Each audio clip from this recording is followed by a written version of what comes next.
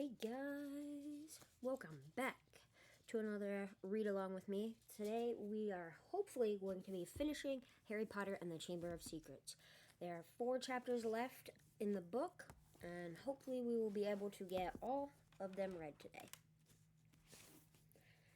So let's see, we are on chapter 15. And I think there's 18 chapters in this book. Yeah, 18, so we have 4 chapters. Alright, so chapter 15 is called Aragog. Summer was creeping over the grounds around the castle. Sky and lake alike turned periwinkle blue, and flowers large as cabbages burst into bloom in the greenhouses. But with no Hagrid visible from the castle windows, striding the grounds with Fang at his heels, the scene didn't look right to Harry. No better, in fact, than the inside of the castle, where things were so horribly wrong. Harry and Ron had tried to visit Hermione, but visitors were now barred from the hospital wing. "We're taking no more chances," Madame Pomfrey told them severely through a crack in the infirmary door. "No, I'm sorry. There's every chance the attacker might come back to finish these people off." With Dumbledore gone, fear had spread as never before, so that the sun warming the castle walls outside seemed to stop at the mullioned windows. There was barely a face to be seen in the school that didn't look worried and tense, and any laughter that rang through the corridors sounded shrill and unnatural and was quickly stifled. Harry constantly repeated Dumbledore's final words to himself. "I will only truly have left this school when no one here are loyal to me. Help will always be given at Hogwarts to those who ask for it." But what good were these words? Who exactly were they supposed to ask for help when everyone was just as confused and scared as they were? Hagrid's hint about the spiders was far easier to understand. The trouble was, there didn't seem to be a single spider left in the castle to follow. Harry looked everywhere he went, helped, rather reluctantly, by Ron. They were hampered, of course, by the fact that they weren't allowed to wander off on their own, but had to move around the castle in a pack with the other Gryffindors. Most of their fellow students seemed glad that they were being shepherded from class to class by teachers, but Harry found it very irksome. I'd find it irksome too, but at the same time, I think I would find it safe. And as far as the spiders go, I'm with Ron. I would stay the heck away. One person, however, seemed to be thoroughly enjoying the atmosphere of terror and suspicion. Draco Malfoy was strutting around the school as though he had just been appointed head boy. Harry didn't realize what he was so pleased about until the potions lesson about 2 weeks after Dumbledore and Hagrid had left. When sitting right behind Malfoy, Harry overheard him gloating to Crabbe and Goyle. "I always thought Father might be the one who got rid of Dumbledore," he said, not troubling to keep his voice down. "I told you he thinks Dumbledore's the worst headmaster the school's ever had. Probably we'll get a decent headmaster now, someone who won't want the Chamber of Secrets closed. McGonagall won't last long. She's only filling in." Snape swept past Harry, making no comment about Hermione's empty seat in Cauldron. "Sir," said Malfoy loudly, "Sir, why don't you apply for the headmaster's job?" Now, Malfoy," said Snape, though he couldn't suppress a thin-lipped smile. "Professor Dumbledore has only been suspended by the governors. I dare say he'll be back with us soon enough." "Yeah, right," said Malfoy, smirking. "I expect you'd have Father's vote. Sir, if you wanted to apply for the job, I'll tell Father you're the best teacher here, sir." Snape smirked as he swept off around the dungeon, fortunately not spotting Seamus Finnegan, who was pretending to vomit into his cauldron. "I'm quite surprised the mudbloods haven't all packed their bags by now," Malfoy went on. "Bet you 5 galleons the next one dies. Pity it wasn't Granger." The bell rang at that moment, which was lucky. At Malfoy's last words, Ron had leapt off his stool, and in the scramble to collect bags and books, his attempts to reach Malfoy went unnoticed. "Let me at him," Ron growled as Harry and Dean hung onto his arms. "I don't care. I don't need my wand. I'm going to kill him with my bare hands."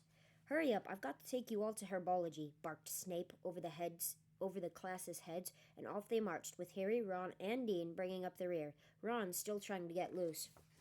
It was only safe to let go of him when Snape had seen them out of the castle and they were making their way across the vegetable patch toward the greenhouses. The herbology class was very subdued. There were now 2 missing from their number, Justin and Hermione. Professor Sprout set them all to work pruning the Abyssinian shrivel figs. Harry went to tip an armful of withered stalks onto the compost heap and found himself face to face with Ernie Macmillan. Ernie took a deep breath and said very formally, "I just want to say, Harry, that I'm sorry I ever suspected you. I know you'd never attack Hermione Granger, and I apologize for all the stuff I said. We're all in the same boat now, and, well, he held out a pudgy hand, and Harry shook it. Ernie and his friend Hannah came to work at the same shrivel fig as Harry and Ron. That Draco Malfoy character, said Ernie, breaking off dead twigs. He seems very pleased about all this, doesn't he? Do you know? I think he might be Slytherin's heir. That's clever of you, said Ron, who didn't seem to have forgiven Ernie as readily as Harry. Do you think it's Malfoy, Harry? Ernie asked. No, said Harry, so firmly that Ernie and Hannah stared. A second later, Harry spotted something. Several large spiders were scuttling over the ground on the other side of the glass, moving in an unnaturally straight line as though taking the shortest route to a prearranged meeting. Harry hit Ron over the hand with his pruning shears. Ouch! What are you... Harry pointed out the spiders, following their progress with his eyes screwed up against the sun. That is kind of weird because spiders don't usually formulate in a group like that. They just kind of disperse. Unless they're real, small, like babies, they all sit in the same kind of web, but usually they put their little, silk balloon butt bubbles and fly away in the sky, and they land all over your face and stuff. Anyways, oh yeah, said Ron, trying and failing to look pleased. But we can't follow them now. Ernie and Hannah were listening curiously. Harry's eyes narrowed as he focused on the spiders. If they pursued their fixed course, there could be no doubt about where they would end up. Looks like they're heading for the Forbidden Forest, and Ron looked even unhappier about that. At the end of the lesson, Professor Sprout escorted the class to their Defense Against the Dark Arts lesson. Harry and Ron lagged behind the others so they could talk out of earshot. We'll have to use the invisibility cloak again, Harry told Ron. We can take Fang with us. He's used to going into the forest with Hagrid. He might be of some help. Right, said Ron, who was twirling his wand nervously in his fingers. Aren't there supposed to be werewolves in the forest? He added as they took their usual places at the back of Lockhart's classroom. Preferring not to answer that question, Harry said there are good things in there, too. The centaurs are all right, and the unicorns. Ron had never been into the Forbidden Forest before. Harry had entered it only once and had hoped never to do so again. Lockhart bounded into the room, and the class stared at him. Every other teacher in the place was looking grimmer than usual, but Lockhart appeared nothing short of buoyant. Of course, he's groveling in the all the attention and everything. He's like, I can take this out single-handedly, but he can't even take care of a freaking pixie. But he wrote all those books. What's this man famous for? Thievery? That's what I think he's famous for. Stealing other people's ideas. Oh, and by the way, guys, if my dog starts barking, I'm going to have to mute the mic here for a minute because my dog has been on a barking spree all day today. So if you hear her barking, just give me a second and we'll get back into the book because I got to get her to calm down. Because we have a lot of construction going on over here, and then my neighbor's been, I don't know what my neighbor does. My neighbor is something else, man, I'm telling you. That person over there makes so much noise, he would drive a penguin nuts. I'm just saying. Anyways, back to the book. Come now, he cried, beaming around him. Why are all these long faces? People swapped exasperated looks, but nobody answered. Don't you people realize, said Lockhart, speaking slowly, as though they were all a bit dim, the danger has passed. The culprit has been taken away. Says who? Said Dean Thomas loudly. My dear young man, the Minister of Magic wouldn't have taken Hagrid if he hadn't been 100% sure that he was guilty, said Lockhart in the tone of someone explaining that 1 and 1 made 2. Oh, yes, he would, said Ron even more loudly than Dean. I flatter myself I know a touch more about Hagrid's arrest than you do, Mr. Weasley, said Lockhart in a self-satisfied tone. Ron started to say that he didn't think so, somehow, but stopped in mid-sentence when Harry kicked him hard under the desk. We weren't there, remember? Harry muttered. But Lockhart's disgusting cheeriness, his hints that he had always thought Hagrid was no good, his confidence that the whole business was now at an end, irritated Harry so much that he yearned to throw gadding with ghouls right in Lockhart's stupid face. Instead, he contented himself with scrawling a note to Ron. Let's do it tonight. Ron read the message, swallowed hard, and looked sideways at the empty seat usually filled by Hermione. The sight seemed to stiffen his resolve, and he nodded. The Gryffindor common room was always very crowded these days because from 6 o'clock onward the Gryffindors had nowhere else to go. They also had plenty to talk about, with the result that the common room often didn't empty until past midnight. Harry went to get the invisibility cloak out of his trunk right after dinner and spent the evening sitting on it, waiting for the room to clear. Fred and George challenged Harry and Ron to a few games of exploding snap, and Ginny sat watching them, very subdued in Hermione's usual chair. Harry and Ron kept losing on purpose, trying to finish the games quickly, but even so, it was well past midnight when Fred and George and Ginny finally went to bed. Harry and Ron waited for the distant sounds of 2 dormitory doors closing before seizing the cloak, throwing it over themselves, and climbing through the portrait hole. Could you imagine being a kid of their age and their caliber and learning as much as they are and having the freedom to choose their own bedtime and still get up to go to school? I mean, if you think about it, how many kids do you know stay up till midnight, 1 o'clock, and then get up for school on their own? They don't. But it's amazing how these kids are so in tune with how things, like, in quotes, how things are supposed to work. You know what I mean? Like, I find it amazing how they're just, like, more adults than the average child of their age. It was another difficult journey through the castle, dodging all the teachers. At last, they reached the entrance hall, slid back the lock on the oak front doors, squeezed between them, trying to stop any creaking, and stepped out into the moonlit grounds. "Course," said Ron abruptly as they strode across the black grass, "we might get to the forest and find there's nothing to follow. Those spiders might not have been going there at all. I know it looked like they were moving in that sort of general direction, but—" His voice trailed away hopefully. They reached Hagrid's house, sad and sorry-looking with its blank windows. When Harry pushed the door open, Fang went mad with joy at the sight of them. Worried he might wake everyone at the castle with his deep, booming barks, they hastily fed him treacle fudge from a tin on the mantelpiece, which glued his teeth together. How can this dog have fudge? You know what? Never mind. This isn't a normal dog. This is a magical creature. It has to be, because any other dog that eats chocolate would have had some serious consequences. But then again, they could be like my dog Ellie and eat a whole chocolate chip chunk cookie and still live to tell the tale, because that dog did it. Anyways, Harry left the invisibility cloak on Hagrid's table. There would be no need for it in the pitch-dark forest. The page is stuck together here. There we go.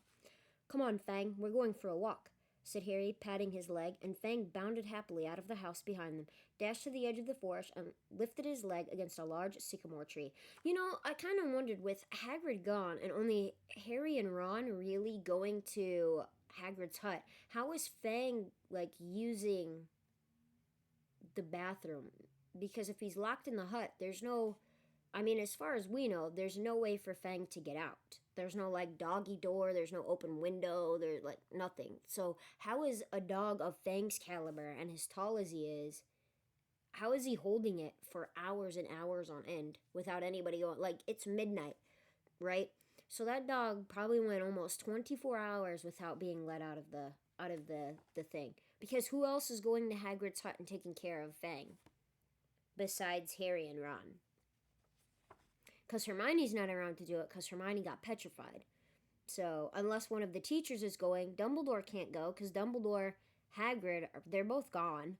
Hermione's petrified, and then you've just got Harry and Ron. And with the school being on such a lockdown, they can't really go anywhere without the invisibility cloak, like how they're doing now. So, who's taking care of Fang?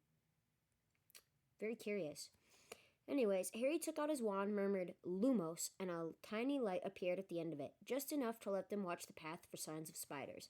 Oh, speaking of Lumos, for those of you that have an iPhone, if you say Lumos, your light will turn on. Your flashlight should turn on. I forget what you say to turn it off, though. But you can also use the Harry Potter spell to turn the flashlight off as well. I just cannot remember it off the top of my head. Anyways, back to the book. "Good thinking," said Ron. "I'd light mine too, but you know, it'd probably blow up or something." Harry tapped Ron on the shoulder, pointing at the grass. 2 solitary spiders were hurrying away from the wand light into the shade of the trees. "Okay," Ron sighed as though resigned to the worst. "I'm ready. Let's go." And speaking of that too, for those of you that have Android phones, if you haven't tried it, try it and let me know if it works for Android as well, because I'm not 100% sure, as I'm an iPhone person. I have Apple, so let me know if it works for you guys, like it works on the Apple phones. Let me know in the comment section. All right. So, with Fang scampering around them, sniffing tree roots and leaves, they entered the forest. By the glow of Harry's wand, they followed the steady trickle of spiders moving along the path. They walked behind them for about 20 minutes, not speaking, listening hard for noises other than breaking twigs and rustling leaves. Then, when the trees had become thicker, even thicker than ever, oof, I can't read today, so that the stars overhead were no longer visible, and Harry's wand shone alone in the sea of dark. They saw their spider guides leaving the path. Harry paused, trying to see where the spiders were going, but everything outside his little sphere of light was pitch black. He had never been this deep into the forest before. He could vividly remember Hagrid advising him not to leave the forest path the last time he'd been in here, but Hagrid was miles away now, probably sitting in a cell in Azkaban, and he had also said to follow the spiders. Something wet touched Harry's hand and he jumped backward, crushing Ron's foot, but it was only Fang's nose. "What do you reckon?" Harry said to Ron, whose eyes he could just make out reflecting the light from his wand. "We've come this far," said Ron. So they followed the darting shadows of the spiders into the trees. They couldn't move very quickly now. There were tree roots and stumps in their way, barely visible in the near blackness. Harry could feel Fang's hot breath on his hand. More than once they had to stop, so that Harry could crouch down and find the spiders in the wand light. They walked for what seemed like at least half an hour, their robes snagging on low-slung branches and brambles. After a while, they noticed that the ground seemed to be sloping downward, though the trees were as thick as ever.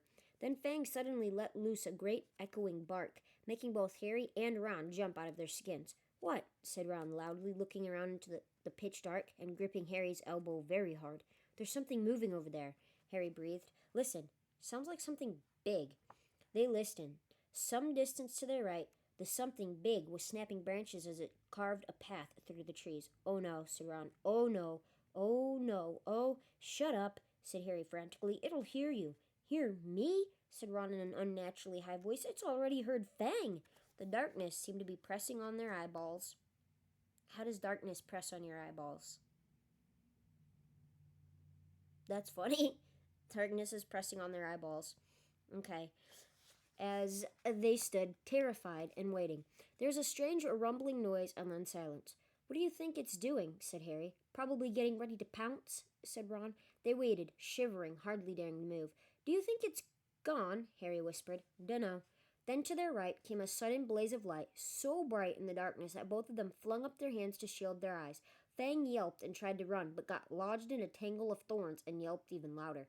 "Harry!" Ron shouted, his voice breaking with relief. "Harry! It's our car!" "What?" "Come on!" Harry blundered after Ron toward the light, stumbling and tripping, and a moment later they had emerged into a clearing. Mr. Weasley's car was standing, empty, in the middle of a circle of thick trees under a roof of dense branches, its headlights ablaze. As Ron walked, open-mouthed, toward it, it moved slowly toward him, exactly like a large turquoise dog greeting its owner. "It's been here all the time," said Ron delightedly, walking around the car. "Look at it. The forest's turned it wild." The sides of the car were scratched and smeared with mud. Apparently it had taken to trundling around the forest on its own. Fang didn't seem at all keen on it. He kept close to Harry, who could feel him quivering. His breathing slowing down again, Harry stuffed his wand back into his robes. "So the car can think on its own? That's kind of interesting. Definitely interesting." "And we thought it was going to attack us," said Ron, leaning against the car and patting it. "I wondered where it had gone." Harry squinted around in the floodlit ground for signs of more spiders, but they had all scuttled away from the glare of the headlights. "We've lost the trail," he said. "Come on, let's go and find them." Ron didn't speak. He didn't move. His eyes were fixed on a point some 10 feet above the forest floor, right behind Harry. His face was livid with terror. Harry didn't even have time to turn around. There was a loud clicking noise, and suddenly he felt something long and hairy seize him around the middle and lift him off the ground, so that he was hanging, face down. Struggling, terrified, he heard more clicking, and saw Ron's legs leave the ground too, heard Fang whimpering and howling. Next moment, he was being swept away into the dark trees. Head hanging, Harry saw that what had hold of him was marching on 6 immensely long, hairy legs, the front two clutching him tightly below a pair of shining black pincers. Oh, great, they're caught by a spider. Behind him, he could hear another of the creatures, no doubt carrying Ron. They were moving into the very heart of the forest. Harry could hear Fang fighting to free himself from a third monster, whining loudly, but Harry couldn't have yelled even if he had wanted to. He seemed to have left his voice back in the car, in the clearing. He never knew how long he was in the creature's clutches. He only knew that the darkness suddenly lifted enough for him to see that the leaf-strewn ground was now swarming with spiders. Craning his neck sideways, he realized that they had reached the ridge of a vast hollow, a hollow that had been cleared of trees so that the stars shone brightly onto the worst scene he had ever laid eyes on. Spiders. Not tiny spiders like those surging over the leaves below. Spiders the size of cart horses, eight-eyed, eight-legged, black, hairy, gigantic. The massive specimen that was carrying Harry made its way down the steep slope toward a misty, doomed web in the very center of the hollow, while its fellows closed in all around it, clicking their pincers excitedly at the sight of its load. And here's something, if I'm not mistaken, when you watch the movie for Harry Potter, they followed the spiders into this clearing that they're talking about. They weren't carried by spiders, but they followed it into the clearing, and that's where they met the huge, like that huge, gigantic spider that they're talking about. But it was only one. There wasn't like a bunch of them like how the book's describing it. It was only one big spider. Anyways, Harry fell to the ground on all fours as the spider released him. Ron and Fang thudded down next to him. Fang wasn't howling anymore, but cowering silently on the spot. Ron looked exactly like Harry felt. His mouth was stretched wide in a kind of silent scream, and his eyes were popping. Harry suddenly realized that the spider that had dropped him was saying something. It had been hard to tell because he clicked his pincers with every word he spoke. Aragog, it called. Aragog. And from the middle of the misty, doomed web, a spider the size of a small elephant emerged, very slowly. There was gray in the black of his body and legs, and each of the eyes on his ugly, pincered head was milky white. He was blind. "What is it?" he asked, clicking his pincers rapidly. "Men," clicked the spider, who had caught Harry. "Is it Hagrid?" said Aragog, moving closer, his 8 milky eyes wandering vaguely. "Strangers," clicked the spider who had brought Ron. "Kill them," clicked Aragog fretfully. "I was sleeping." "We're friends of Hagrid's," Harry shouted. His heart seemed to have left his chest to pound in his throat. Click, click, click went the pincers of the spiders all around the hollow. Aragog paused. "Hagrid has never sent men into our hollow before," he said slowly. "Hagrid's in trouble," said Harry, breathing very fast. "That's why we've come." "In trouble," said the aged spider, and Harry thought he heard concern beneath the clicking pincers. "But why has he sent you?" Harry thought of getting to his feet, but decided against it. He didn't think his legs would support him, so he spoke from the ground as calmly as he could. "They think, up at the school, that Hagrid's been setting a something on students. They've taken him to Azkaban." Aragog clicked his pincers furiously, and all around the hollow the sound was echoed by the crowd of spiders. It was like applause, except applause didn't usually make Harry feel sick with fear. "But that was years ago," said Aragog fretfully. "Years and years ago. I remember it well. That's why they made him leave the school. They believed that I was the monster that dwells in what they called the Chamber of Secrets. They thought that Hagrid had opened the chamber and set me free." "And you didn't come from the Chamber of Secrets?" said Harry, who could feel cold sweat on his forehead. "I," said Aragog, clicking angrily, "I was not born in the castle. I come from a distant land. A traveler gave me to Hagrid when I was an egg. Hagrid was only a boy, but he cared for me, hidden in a cupboard in the castle, feeding me on scraps from the table. Hagrid is my good friend and a good man. When I was discovered and blamed for the death of a girl, he protected me. I have lived here in the forest ever since, where Hagrid still visits me. He even found me a wife, Masog, and you see how our family has grown, all through Hagrid's goodness." Harry summoned what remained of his courage. "So you never attacked anyone?" "Never," croaked the old spider. "It would have been my instinct, but out of respect for Hagrid, I never harmed a human. The body of the girl who was killed was discovered in a bathroom. I never saw any part of the castle but the cupboard in which I grew up. Our kind like the dark and the quiet." "But then, do you know what did kill that girl?" said Harry. "Because whatever it is, it's back and attacking people again." His words were drowned by a loud outbreak of clicking and the rustling of many long legs shifting angrily. Large black shapes shifted all around him. "The thing that lives in the castle," said Aragog, "is an ancient creature we spiders fear above all others. Well, do I remember how I pleaded with Hagrid to let me go when I sensed the beast moving about the school?" "What is it?" said Harry urgently. More loud clicking, more rustling. The spiders seemed to be closing in. "We do not speak of it," said Aragog fiercely. "We do not name it. I never even told Hagrid the name of that dread creature, though he asked me many times." Harry didn't want to press the subject, not with the spiders pressing closer on all sides. Aragog seemed to be tired of talking. He was backing slowly into his doomed web, but his fellow spiders continued to inch slowly toward Harry and Ron. "Well, just go then," Harry called desperately to Aragog, hearing leaves rustling behind him. "Go," said Aragog slowly. "I think not. But my sons and daughters do not harm Hagrid on my command, but I cannot deny them fresh meat when it wanders so willingly into our midst. Goodbye, friend of Hagrid." Harry spun around, feet away. Towering above him was a solid wall of spiders, clicking, their many eyes gleaming in their ugly black heads. Even as he reached for his wand, Harry knew it was no good. There were too many of them, but as he tried to stand, ready to die fighting, a loud, long note sounded, and a blaze of light flamed through the hollow. Mr. Weasley's car was thundering down the slope, headlights glaring, its horns screeching, knocking spiders aside. Several were thrown onto their backs, their endless legs waving in the air. The car screeched to a halt in front of Harry and Ron, and the doors flew open. "Get Fang!" Harry yelled, diving into the front seat. Ron seized the boarhound around the middle and threw him, yelping, into the back of the car. The doors slammed shut. Ron didn't touch the accelerator, but the car didn't need him. The engine roared and they were off, hitting more spiders. They sped up the slope out of the hollow, and they were soon crashing through the forest, branches whipping the windows as the car wound its way cleverly through the widest gaps, following a path it obviously knew. Harry looked sideways at Ron. His mouth was still open in the silent scream, but his eyes weren't popping anymore. "Are you okay?" Ron stared straight ahead, unable to speak. They smashed their way through the undergrowth, Fang howling loudly in the back seat, and Harry saw the side mirrors snap off as they squeezed past a large oak. After 10 noisy, rocky minutes, the trees thinned and Harry could again see patches of sky. The car stopped so suddenly that they were nearly thrown into the windshield. They had reached the edge of the forest. Fang flung himself at the window in his anxiety to get out, and when Harry opened the door, he shot off through the trees to Hagrid's house, tail between his legs. Harry got out too, and after a minute or so, Ron seemed to regain the feeling in his limbs and followed, still stiff-necked and staring. Harry gave the car a grateful pat as it reversed back into the forest and disappeared from view. Harry went back to Hagrid's cabin to get the invisibility cloak. Fang was trembling under a blanket in his basket when Harry got outside again. He found Ron being violently sick in the pumpkin patch.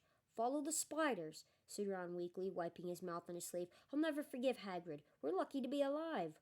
"I bet he thought Aragog wouldn't hurt friends of his," said Harry. "That's exactly Hagrid's problem," said Ron, thumping the wall of the cabin. "He always thinks monsters aren't as bad as they're made out, and look where it's got him. A cell in Azkaban."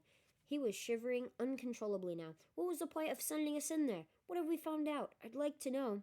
"That Hagrid never opened the Chamber of Secrets," said Harry, throwing the cloak over Ron and prodding him in the arm to make him walk. "He was innocent." Ron gave a loud snort. Evidently, hatching Aragog in a cupboard wasn't his idea of being innocent. As the castle loomed near, Harry twitched the cloak to make sure their feet were hidden, then pushed the creaking front doors ajar. They walked carefully back across the entrance hall and up the marble staircase, holding their breath as they passed corridors where watchful sentries were walking. At last they reached the safety of the Gryffindor common room, where the fire had burned itself into glowing ash. They took off their cloak and climbed the winding stair to their dormitory. Ron fell onto his bed without bothering to get undressed. Harry, however, didn't feel very sleepy. He sat on the edge of his four-poster, thinking hard about everything Aragog had said. The creature that was lurking somewhere in the castle, he thought, sounded like a sort of monster, Voldemort. Even other monsters didn't want to name it. But he and Ron were no closer to finding out what it was, or how it petrified its victims. Even Hagrid had never known what was in the Chamber of Secrets. Harry swung his legs up onto his bed and leaned back against his pillows, watching the moon glinting at him through the tower window. He couldn't see what else they could do. They had hit dead ends everywhere. Riddle had caught the wrong person. The heir of Slytherin had got off, and no one could tell whether it was the same person or a different one who had opened the chamber this time. There was nobody else to ask. Harry lay down, still thinking about what Aragog had said. He was becoming drowsy when what seemed like their very last hope occurred to him, and he suddenly sat bolt upright. "Ron!" he hissed through the dark. "Ron!" Ron woke with a yelp like Fang's, stared wildly around, and saw Harry. "Ron, that girl who died. Aragog said she was found in a bathroom," said Harry, ignoring Neville's snuffling snores from the corner. "What if she never left the bathroom? What if she's still there?" Ron rubbed his eyes, frowning through the moonlight, and then he understood too. "You don't think—" "Not Moaning Myrtle?" Oh, so now we know who the Chamber of Secrets person killed. Moaning Myrtle sits in the bathroom. You bend to the bathroom and get smacked by books. Chapter 16, The Chamber of Secrets. All those times we were in that bathroom and she was just 3 toilets away, said Ron bitterly at breakfast next day, and we could have asked her. And now, it had been hard enough trying to look for spiders, escaping their teachers long enough to sneak into a girl's bathroom. The girl's bathroom, moreover, right next to the scene of the first attack, was going to be almost impossible. But something happened in their first lesson, Transfiguration, that drove the Chamber of Secrets out of their minds for the first time in weeks. 10 minutes into the classroom, Professor McGonagall told them that their exams would start on the 1st of June, 1 week from today. Exams? Howled Seamus Finnegan. We're still getting exams? There was a loud bang behind Harry as Neville Longbottom's wand slipped, vanishing one of the legs on his desk. Professor McGonagall restored it with a wave of her own wand and turned frowning to Seamus. The whole point of keeping the school open at this time is for you to receive your education, she said sternly. The exams will therefore take place as usual, and I trust you are all studying hard. Studying hard? It had never occurred to Harry that there would be exams at the castle in this state. There was a great deal of mutinous muttering around the room, which made Professor McGonagall scowl even more darkly. Professor Dumbledore's instructions were to keep the school running as normally as possible, she said, and that, I need hardly point out, means finding out how much you have learned this year. Harry looked down at the pair of white rabbits he was supposed to be turning into slippers.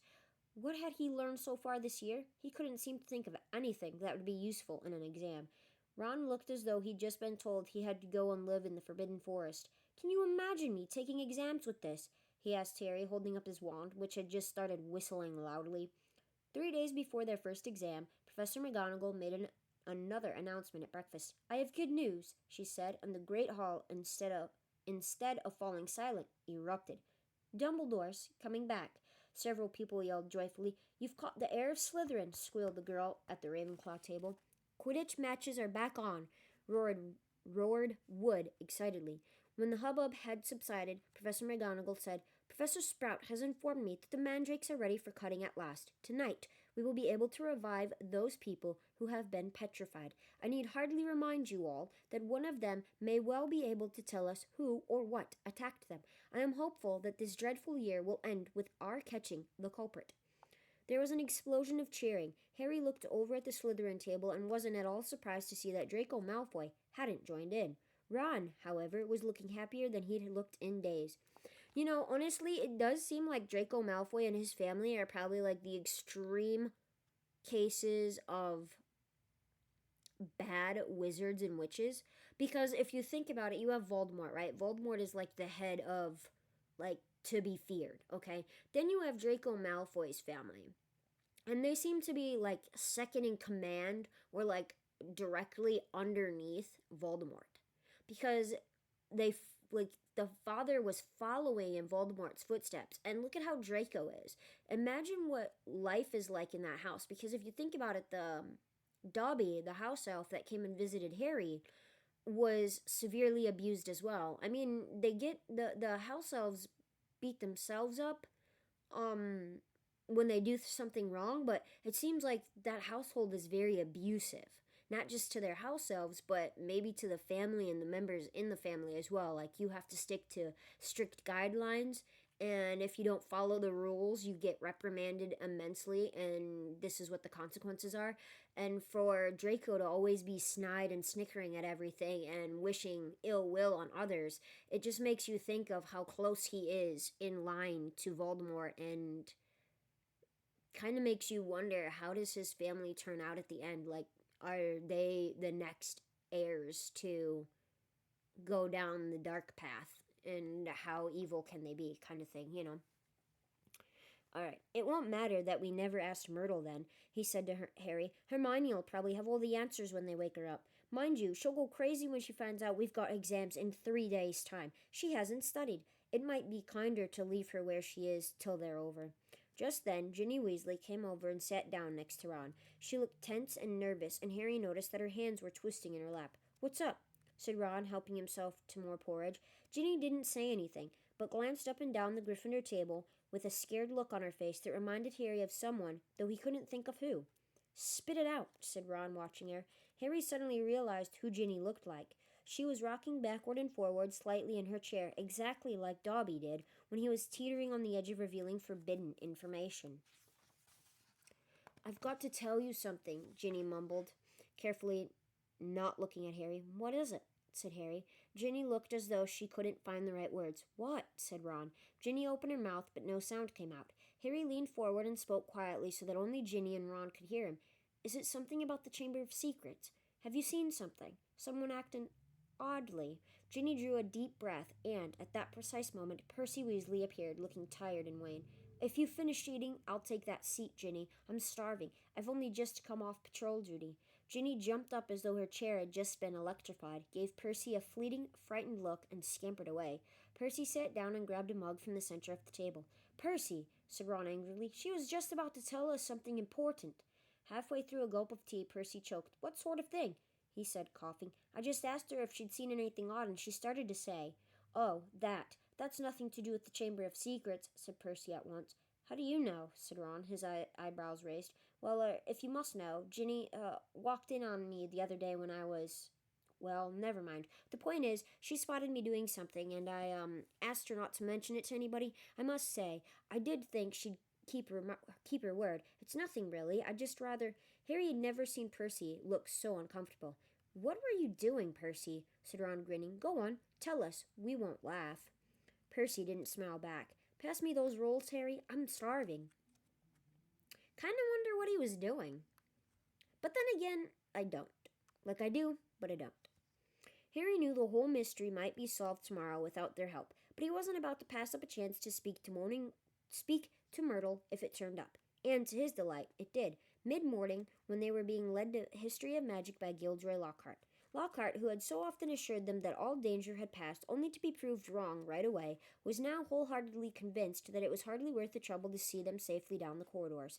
His hair wasn't as sleek as usual. It seemed he had been up most of the night patrolling the fourth floor. Mark my words, he said, ushering them around a corner. The first words out of this poor, petrified people's mouths will be, It was Hagrid. Frankly, I'm astounded Professor McGonagall thinks all these security measures are necessary. I agree, sir, said Harry, making Ron drop his books in surprise. Thank you, Harry, said Lockhart graciously while they waited for a long line of Hufflepuffs to pass. I mean, we teachers have quite enough to be getting on with, without walking students to classes and standing guard all night. That's right, said Ron, catching on. Why don't you leave us here, sir? We've only got one more corridor to go. You know, Weasley, I think I will, said Lockhart. I really should go and prepare my next class. And he hurried off. Prepare his class, Ron sneered after him. Gone to curl his hair, more like it. They let the rest of the Gryffindors draw ahead of them, then darted down a side passage and hurried off toward Moaning Myrtle's bathroom. But just as they were congratulating each other on their brilliant scheme, Potter, Weasley, what are you doing? It was Professor McGonagall, and her mouth was the thinnest of thin lines. We were, Ron stammered. We were going to go and see Hermione, said Harry. Ron and Professor McGonagall both looked at him. We haven't seen her for ages, Professor, Harry went on hurriedly, treading on Ron's foot, and we thought we'd sneak into the hospital wing, and tell her the mandrakes are nearly ready, and not to worry. Professor McGonagall was still staring at him, and for a moment Harry thought she was going to explode, but when she spoke, it was in a strangely croaky voice. Of course, she said, and Harry, amazed, saw a tear glistening in her beady eye. Of course, I realize this has all been hardest on the friends of those who have been. I quite understand. Yes, Potter, of course you may visit Miss Granger. I will inform Professor Binns where you've been. Tell Madame Pomfrey I have given my permission. Harry and Ron walked away, hardly daring to believe that they'd avoided detention. As they turned the corner, they distinctly heard Professor McGonagall blow her nose. That, said Ron fervently, was the best story you've ever come up with. They had no choice now but to go to the hospital wing and tell Madame Pomfrey that they had Professor McGonagall's permission to visit Hermione. Madame Pomfrey let them in, but reluctantly. There's just no point talking to a petrified person, she said, and they had to admit she had a point when they'd taken their seats next to Hermione. It was plain that Hermione didn't have the faintest inkling that she had visitors, and that they might just as well tell her bedside cabinet not to worry for all the good it would do. Wonder if she did see the attacker, though, said Ron, looking sadly at Hermione's rigid face, because if he sneaked up on them all, no one will ever know. But Harry wasn't looking at Hermione's face. He was more interested in her right hand. It lay clenched on top of her blankets, and bending closer, he saw that a piece of paper was scrunched inside her fist. Making sure that Madame Pomfrey was nowhere near, he pointed this out to Ron. "Try and get it out," Ron whispered, shifting his chair so that he blocked Harry from Madame Pomfrey's view. This is about to get interesting. It was no easy task. Hermione's hand was clamped so tightly around the paper that Harry was sure he was going to tear it. While Ron kept watch, he tugged and twisted, and at last, after several tense minutes, the paper came free. It was a page torn from a very old library book. Harry smoothed it out eagerly, and Ron leaned close to read it too. "Of the many fearsome beasts and monsters that roam our land, there is none more curious or more deadly than the basilisk, known also as the king of serpents. This snake, which may reach gigantic size and live many hundreds of years, is born from a chicken's egg hatched beneath a toad. Its methods of killing are most wondrous. Far aside from its deadly and venomous fangs, the basilisk has a murderous stare, and all who are fixed with the beam of its eye shall suffer instant death. Spiders flee before the basilisk, for it is their mortal enemy, and the basilisk flees only from the crowing of the rooster, which is fatal to it." So you're telling me a chicken has an egg, a toad sits on said egg, and you get a snake? I think we're going to have to test this theory. Because last I checked, you can't have a chicken egg, a frog, toad, sit on a chicken egg, and a freaking snake comes out of it. A chicken will come out of it. Let alone the toad can't even sit on an egg because they're not big enough. This is insane. I get it's a magical world, but it just magically does not make any remote sense. But teach their own. Just saying. And beneath this, a single word had been written in a hand Harry recognized as Hermione's. Pipes. It was as though somebody had just flicked a light on in his brain. "Ron," he breathed. "This is it. This is the answer. The monster in the chambers, a basilisk, a giant serpent. That's why I've been hearing that voice all over the place and nobody else has heard it. It's because I understand Parseltongue." Harry looked up at the beds around him. "The basilisk kills people by looking at them, but no one's died because no one looked at it straight in the eye. Colin saw it through his camera. The basilisk burned up all the film inside it, but Colin just got petrified. Justin must have seen the basilisk through Nearly Headless Nick. Nick got the full blast of it, but he couldn't die again, and Hermione and that Ravenclaw prefect were found with a mirror next to them. Hermione had just realized the monster was a basilisk. I bet you anything she warned the first person she met to look around corners with a mirror first, and that girl pulled out her mirror, and—" Ron's jaw had dropped. "And Mrs. Norris," he whispered eagerly. Harry thought hard, picturing the scene of the night of Halloween. "The water," he said slowly. "The flood from Moaning Myrtle's bathroom. I bet you Mrs. Norris only saw the reflection." He scanned the page in his hand eagerly. The more he looked at it, the more it made sense. "The crowing of the rooster is fatal to it," he read aloud. "Hagrid's roosters were killed. The heir of Slytherin didn't want anyone near the castle once the chamber was opened. Spiders flee before it. It all fits." "But how's the basilisk getting around the place?" said Ron. "A giant snake? Someone would have seen." Harry, however, pointed at the word Hermione had scribbled at the foot of the pages. "Pipes," he said. "Pipes, Ron. It's been using the plumbing. I've been hearing that voice inside the walls." Ron suddenly grabbed Harry's arm. "The entrance to the Chamber of Secrets," he said hoarsely. "What if it's a bathroom? What if it's in Moaning Myrtle's bathroom?" said Harry. They sat there, excitement coursing through them, hardly able to believe it. "This means," said Harry, "I can't be the only Parselmouth in this school. The heir of Slytherin's one, too. That's how he's been controlling the basilisk." "What are we going to do?" said Ron, whose eyes were flashing. "Should we go straight to McGonagall?" "Let's go to the staff room," said Harry, jumping up. "She'll be there in 10 minutes. It's nearly break." They ran downstairs, not wanting to be discovered hanging around in another corridor. They went straight into the deserted staff room. It was a large, paneled room full of dark wooden chairs. Harry and Ron paced around it, too excited to sit down, but the bell to signal break never came. Instead, echoing through the corridors came Professor McGonagall's voice, magically magnified. "All students return to their house dormitories at once. All teachers return to the staff room immediately, please." Harry wheeled around to stare at Ron. "Not another attack." "Not now. What'll we do?" said Ron aghast. "Go back to the dormitory?" "No," said Harry, glancing around. There was an ugly sort of wardrobe to his left, full of the teachers' cloaks. In here, let's hear what it's all about. Then we can tell them what we found out. They hid themselves inside. First of all, that sounds like a terrible idea. An absolutely terrible idea. To hide. I mean, I understand it. They're children. They're nosy. They don't know right from wrong. They're probably just learning right from wrong and still getting the justifications of right from wrong. But at the same time, you're going to hide in a cabinet? That'd be the first place a teacher goes. They hid themselves inside it, listening to the rumbling of hundreds of people moving overhead and the staff room door banging open. From between the musty folds of the cloaks, they watched the teachers filtering into the room. Some of them were looking puzzled, others downright scared. Then Professor McGonagall arrived. "It has happened," she told the silent staff room. "A student has been taken by the monster, right into the chamber itself." Professor Flitwick let out a squeal. Professor Sprout clapped her hands over her mouth. Snape gripped the back of a chair very hard and said, "How can you be sure?" "The heir of Slytherin," said Professor McGonagall, who was very white, left another message right underneath the first one. "Her skeleton will lie in the chamber forever." Professor Flitwick burst into tears.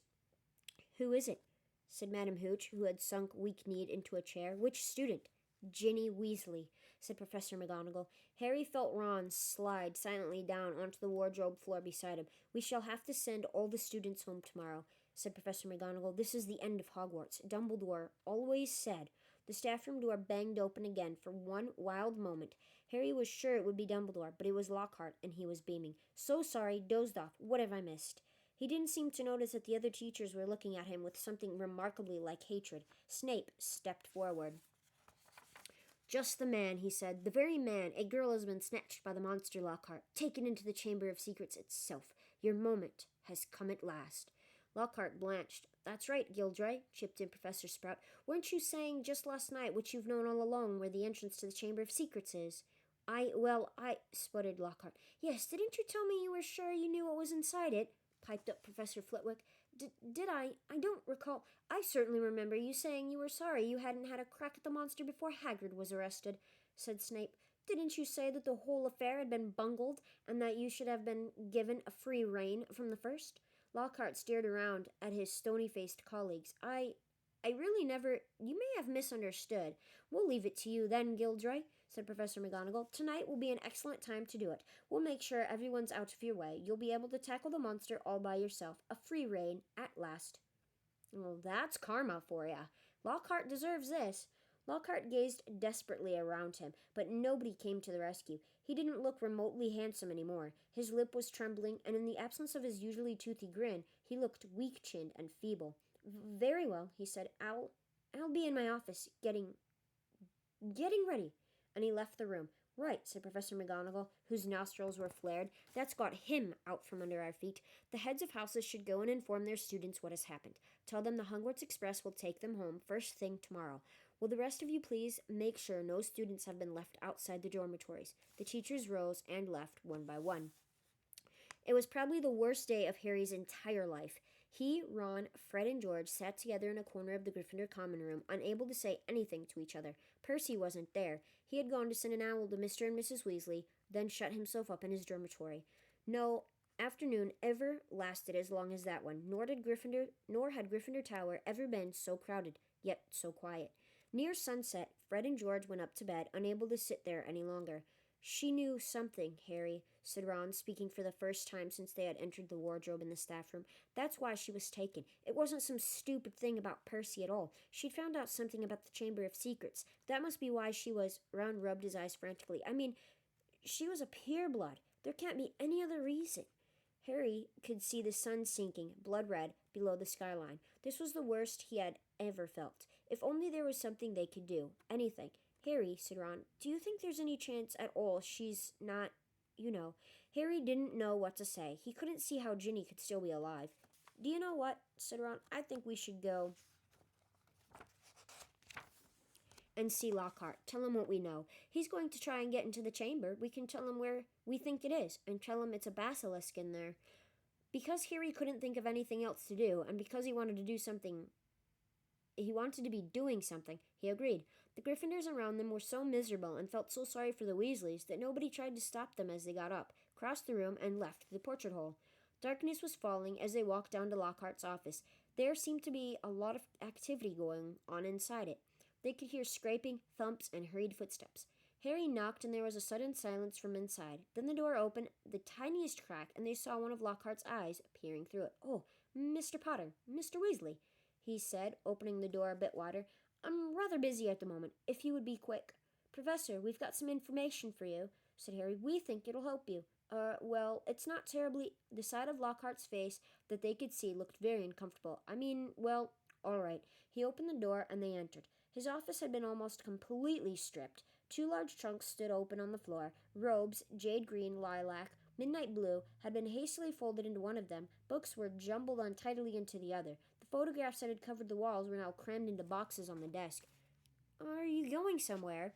said Harry. Well, yes," said Lockhart, ripping a life-size poster of himself from the back of the door as he spoke and started to roll it up. "Urgent call. Unavoidable. Got to go." "What about my sister?" said Ron jerkily. "Well, as to that, most unfortunate," said Lockhart, avoiding their eyes as he wrenched open a drawer and started emptying the contents into a bag. "No one regrets more than I."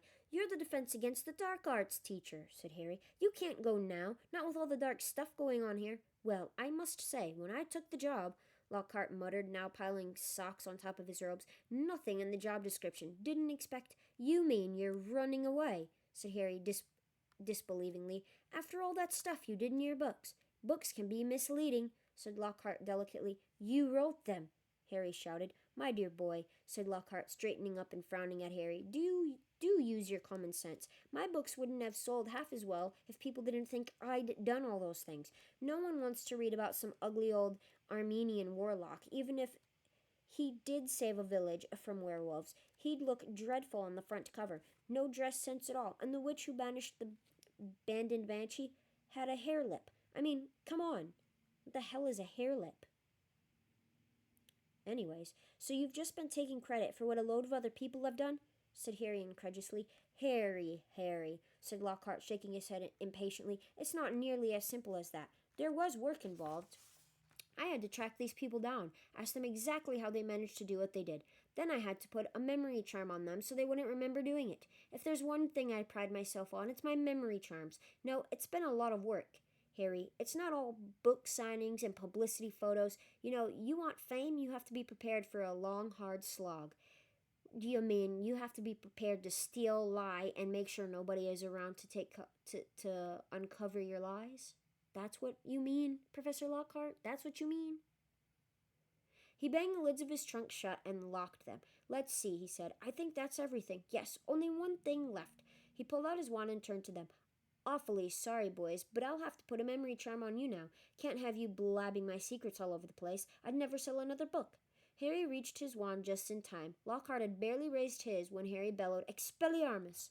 Lockhart was blasted backward, falling over his trunk. His wand flew high into the air. Ron caught it and flung it out of the open window. "Shouldn't have let Professor Snape teach us that one," said Harry furiously, kicking Lockhart's trunk aside. Lockhart was looking up at him feebly once more. Harry was still pointing his wand at him.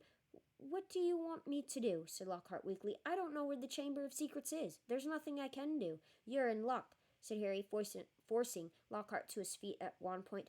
"We think we know where it is and what's inside it. Let's go." It's amazing how two kids can manage to do all of this stuff and a teacher who's been around.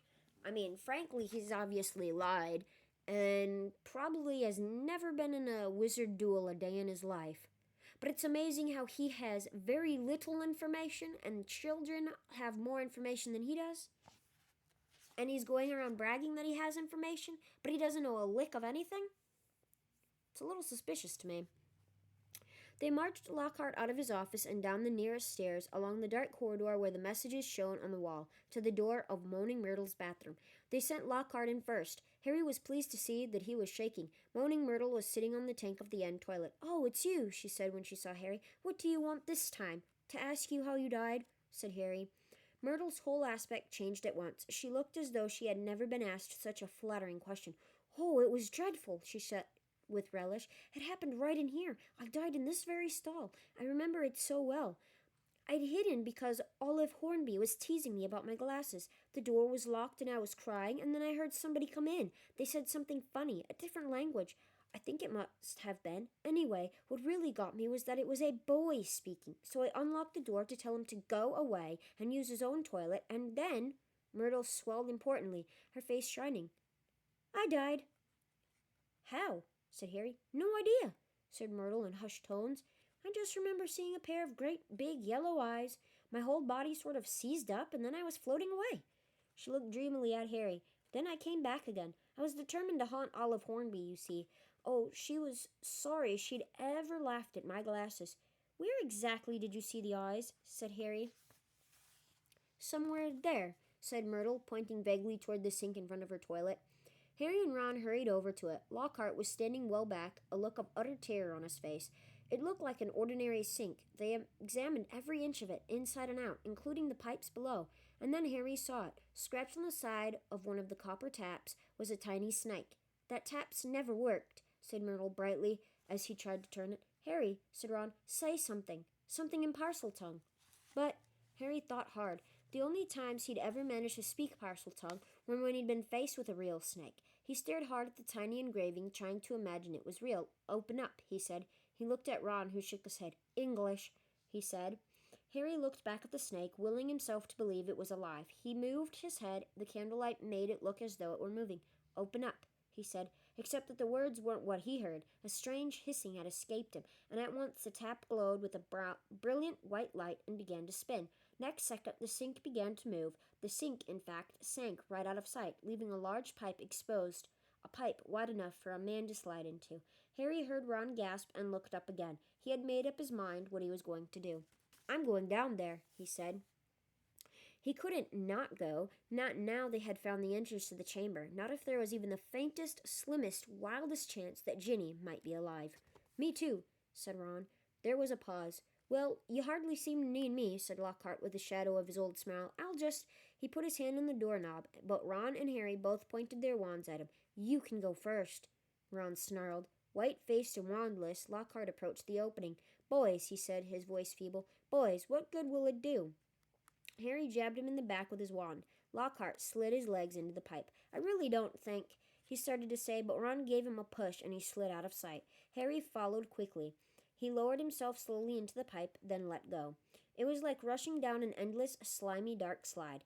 He could see more pipes branching off in all directions, but none as large as theirs, which twisted and turned, sloping steeply downward, and he knew that he was falling deeper below the school than even the dungeons. Behind him he could hear Ron thudding silently at the curves.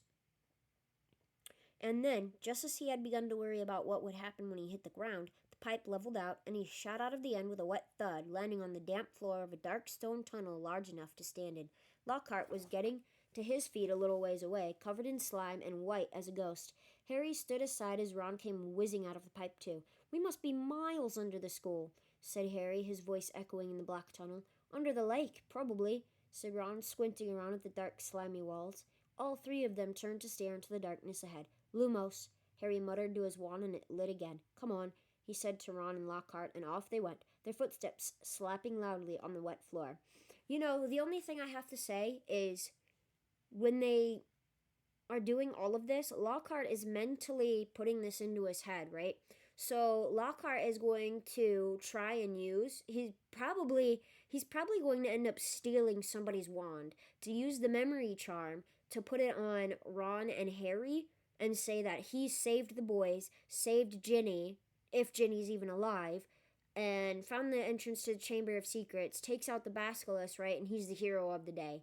How much you want to bet that's what's going to happen? That's what I'm thinking is going to happen. Lockhart's going to try and take all of the credit. The tunnel was so dark that they could only see a little distance ahead. Their shadows on the wet walls looked monstrous in the wand light. Remember, Harry said quietly as they walked cautiously forward, any sign of movement, close your eyes right away. But the tunnel was quiet as the grave, and the first unexpected sound they heard was a loud crunch as Ron stepped on what turned out to be a rat's skull. Harry lowered his wand to look at the floor and saw that it was littered with small animal bones. Trying very hard not to imagine what Ginny might look like if they found her, Harry led the way forward around a dark bend in the tunnel. Harry, there's something up there, said Ron hoarsely, grabbing Harry's shoulder. They froze, watching. Harry could just see the outline of something huge and curved lying right across the tunnel. It wasn't moving. Maybe it's asleep, he breathed, glancing back at the other two. Lockhart's hands were pressed over his eyes. Harry turned back to look at the thing, his heart beating so fast it hurt. Very slowly, his eyes as narrow as he could make them and still see, Harry edged forward, his wand held high. The light slid over a gigantic snake skin of a vivid, poisonous green, lying curled and empty across the tunnel floor. The creature that had shed it must have been 20 feet long, at least. Blimey, said Ron weakly. There was a sudden movement behind them. Gilderoy Lockhart's knees had given way. Get up, said Ron sharply, pointing his wand at Lockhart. Lockhart got to his feet, then he dived at Ron, knocking him to the ground. Harry jumped forward, but too late. Lockhart was straightening up, panting, Ron's wand in his hand, and a gleaming smile back on his face. The adventure ends here, boys, he said. I shall take a bit of this skin back up to the school, tell them I was too late to save the girl, and that you two tragically lost your minds at the sight of a mangled body. Say goodbye to your memories. He raised Ron's spillo-taped wand high over his head and yelled, Obliviate! The wand exploded with the force of a small bomb. Harry flung his arms over his head and ran, slipping over the coils of snakeskin out of the way of great chunks of tunnel ceiling that were thundering to the ground. Next moment he was standing alone, gazing at a solid wall of broken rock. Ron, he shouted, are you okay? Ron? I'm here, came Ron's muffled voice from behind the rockfall. I'm okay. This gets not, though. He got blasted by the wand. There was a dull thud and a loud ow. It sounded as though Ron had just kicked Lockhart in the shins. What now? Ron's voice said, sounding desperate. We can't get through. It'll take ages. Harry looked up at the tunnel ceiling. Huge cracks had appeared in it. He had never tried to break apart anything as large as these rocks by magic, and now didn't seem a good moment to try. What if the whole tunnel caved in? There was another thud and another ow from behind the rocks. They were wasting time. Ginny had already been in the Chamber of Secrets for hours. Harry knew there was only one thing to do. Wait there, he called to Ron. Wait with Lockhart. I'll go on. If I'm not back in an hour. There was a very pregnant pause. Okay. I'll try and shift some of this rock, said Ron, who seemed to be trying to keep his voice steady, so you can get back through. And, Harry, see you in a bit, said Harry, trying to inject some confidence into his shaking voice, and he set off alone past the giant snakeskin. Soon the distant noise of Ron straining to shift the rocks was gone. The tunnel turned and turned again. Every nerve in Harry's body was tingling unpleasantly. He wanted the tunnel to end, yet dreaded what he'd find when it did. And then, at last, as he crept around yet another bend, he saw a solid wall ahead on which two entwined serpents were carved, their eyes set with great glinting emeralds.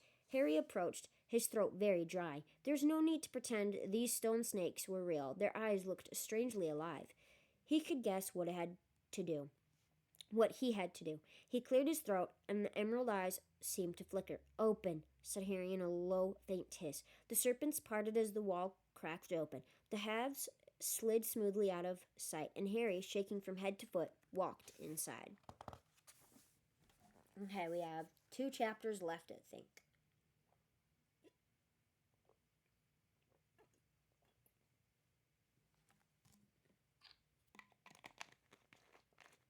Sorry, getting some water. Okay. Yep, 2 chapters left. Chapter 17, The Heir of Slytherin.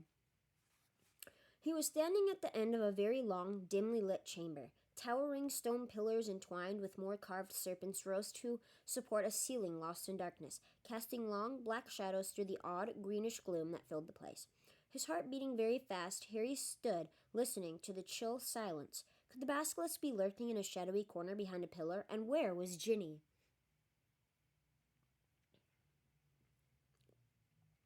He pulled out his wand and moved forward between the serpentine columns. Every careful footstep echoed loudly off the shadowy walls.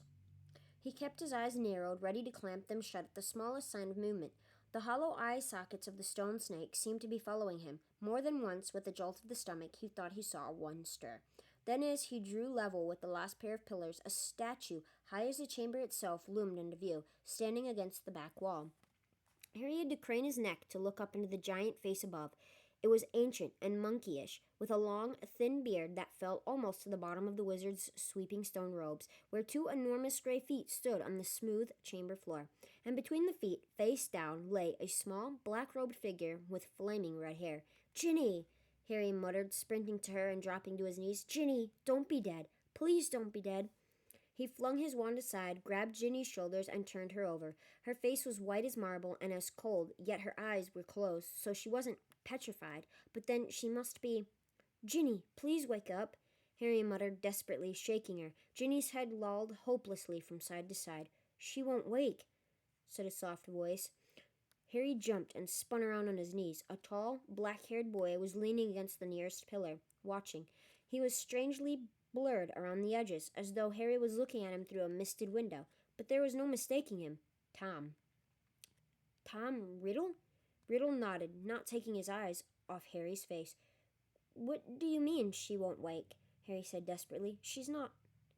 She's still alive," said Riddle, "but only just."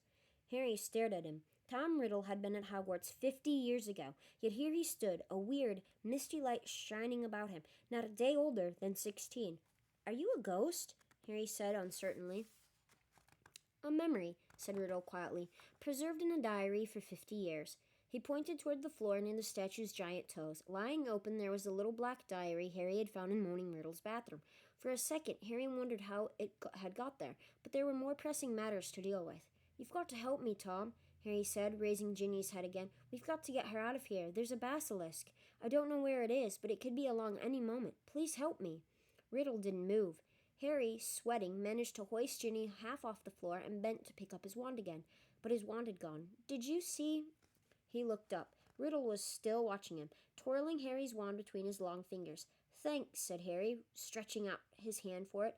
A smile curled the corners of Riddle's mouth. He continued to stare at Harry, twirling the wand idly. "Listen," said Harry urgently, his knees sagging with Ginny's dead weight. "We've got to go. If the basilisk comes—" "It won't come until it is called," said Riddle calmly. Harry lowered Ginny back onto the floor, unable to hold her up any longer. "What do you mean?" he said. "Look, give me my wand. I might need it." Riddle's smile broadened. "You won't be needing it," he said. Harry stared at him. "What do you mean I won't be?"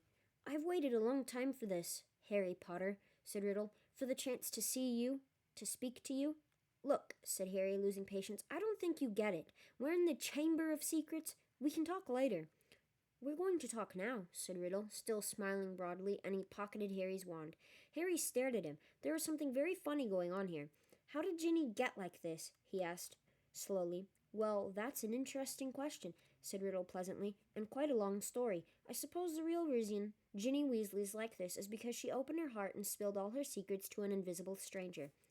"What are you talking about?" said Harry. "The diary," said Riddle. "My diary. Little Ginny's been writing in it for months and months, telling me all her pitiful worries and woes, how her brothers teased her, how she had to come to school with second-hand robes and books, how—" Riddle's eyes glinted, "how she didn't think famous, good, great Harry Potter would ever like her." All the time he spoke, Riddle's eyes never left Harry's face. There was an almost hungry look in them. "It's very boring having to listen to the silly little troubles of an 11-year-old girl," he moaned. "But I was patient. I wrote back. I was sympathetic. I was kind. Ginny simply loved me. No one's ever understood me like you, Tom. I'm so glad I've got this diary to confide in. It's like having a friend I can carry around in my pocket." Riddle laughed, a high, cold laugh that didn't suit him and made the hair stand up on the back of Harry's neck. "If I say it myself, Harry, I've always been able to charm the people I needed. So Ginny poured out her soul to me, and her soul happened to be exactly what I wanted. I grew stronger and stronger on a diet of her deepest fears, her darkest secrets. I grew powerful, far more powerful than little Miss Weasley. Powerful enough to start feeding Miss Weasley a few of my secrets, to start pouring a little of my soul back into her." "What do you mean?" said Harry, whose mouth had gone very dry. "Haven't you guessed yet, Harry Potter?" said Riddle softly. "Ginny Weasley opened the Chamber of Secrets. She strangled the school roosters and dubbed threatening messages on the walls. She sent the Serpent of Slytherin on 4 mudbloods and the Squib's cat." "No," said Harry. "No," Harry whispered. "Yes," said Riddle calmly. "Of course she didn't know what she was doing at first. It was very amusing. I wish you could have seen her new diary entries. Far more interesting. They became— Dear Tom," he recited, watching Harry's horrid face, "I think I'm losing my memory. There are rooster feathers all over my robes, and I don't know how they got there. Dear Tom, I can't remember what I did on the night of Halloween, but a cat was attacked, and I've got paint all down my front. Dear Tom, Percy keeps telling me I'm pale and I'm not myself. I think he suspects me. There was another attack today, and I don't know where I was. Tom, what am I going to do? I think I'm going mad. I think I'm the one attacking everyone, Tom. Harry's fists were clenched, the nails digging deep into his palms. It took a very long time for stupid little Ginny to stop trusting her diary, said Riddle, but she finally became suspicious and tried to dispose of it, and that's where you came in, Harry. You found it, and I couldn't have been more delighted. Of all the people who could have picked it up, it was you, the very person I was most anxious to meet. And why did you want to meet me? Said Harry. Anger was coursing through him, and it was an effort to keep his voice steady. Well, you see, Ginny told me all about you, Harry, said Riddle. Your whole fascinating history. His eyes roved over the lightning scar on Harry's forehead, and their expression grew hungrier. I knew I must find out more about you, talk to you, meet you if I could, so I decided to show you my famous capture of that great oaf Hagrid to gain your trust. Hagrid's my friend, said Harry, his voice now shaking, and you framed him, didn't you? I thought you made a mistake, but Riddle laughed his high laugh again. It was my word against Hagrid's, Harry. Well, you can imagine how it looked to old Armando Dippet. On the one hand, Tom Riddle, poor but brilliant, parentless but so brave, school prefect, model student. On the other hand, big, blundering Hagrid, in trouble every other week, trying to raise werewolf cubs under his bed, sneaking off to the Forbidden Forest to wrestle trolls. But I admit, even I was surprised how well the plan worked. I thought someone must realize that Hagrid couldn't possibly be the heir of Slytherin. It had taken me 5 whole years to find out everything I could about the Chamber of Secrets and discover the secret entrance, as though Hagrid had the brains or the power. Only the Transfiguration teacher, Dumbledore, seemed to think Hagrid was innocent. He persuaded Dippet to keep Hagrid and train him as gamekeeper. Yes, I think Dumbledore might have guessed. Dumbledore never seemed to like me as much as the other teachers did. I bet Dumbledore saw right through you, said Harry, his teeth gritted. Well, he certainly kept an annoyingly close watch on me after Hagrid was expelled, said Riddle carelessly. I knew it wouldn't be safe to open the chamber again while I was still at school, but I wasn't going to waste those long years I'd spent searching for it. I decided to leave behind a diary, preserving my 16-year-old self in its pages, so that one day, with luck, I would be able to lead another in my footsteps and finish Salazar Slytherin's noble work. Well, you haven't finished it, said Harry triumphantly. No one's died this time, not even the cat. In a few hours, the Mandrake Drought will be ready, and everyone who is petrified will be all right again. Haven't I already told you, said Riddle quietly, that killing mudbloods doesn't matter to me anymore? For many months now, my new target has been you. Harry stared at him. Imagine how angry I was when the next time my diary was opened, it was Ginny who was writing to me, not you. She saw you with the diary, you see, and panicked. What if you found out how to work it, and I repeated all her secrets to you? What if, even worse, I told you who'd been strangling roosters? So the foolish little brat waited until your dormitory was deserted and stole it back. But I knew what I must do.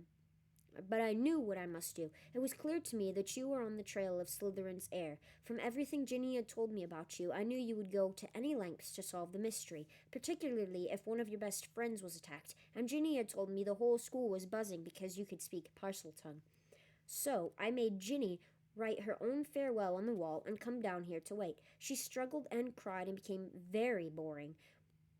But there isn't much life left in her. She put too much into the diary, into me.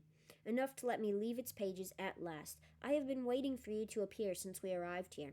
I knew you'd come. I have many questions for you, Harry Potter. Like what? Harry spat, fist still clenched.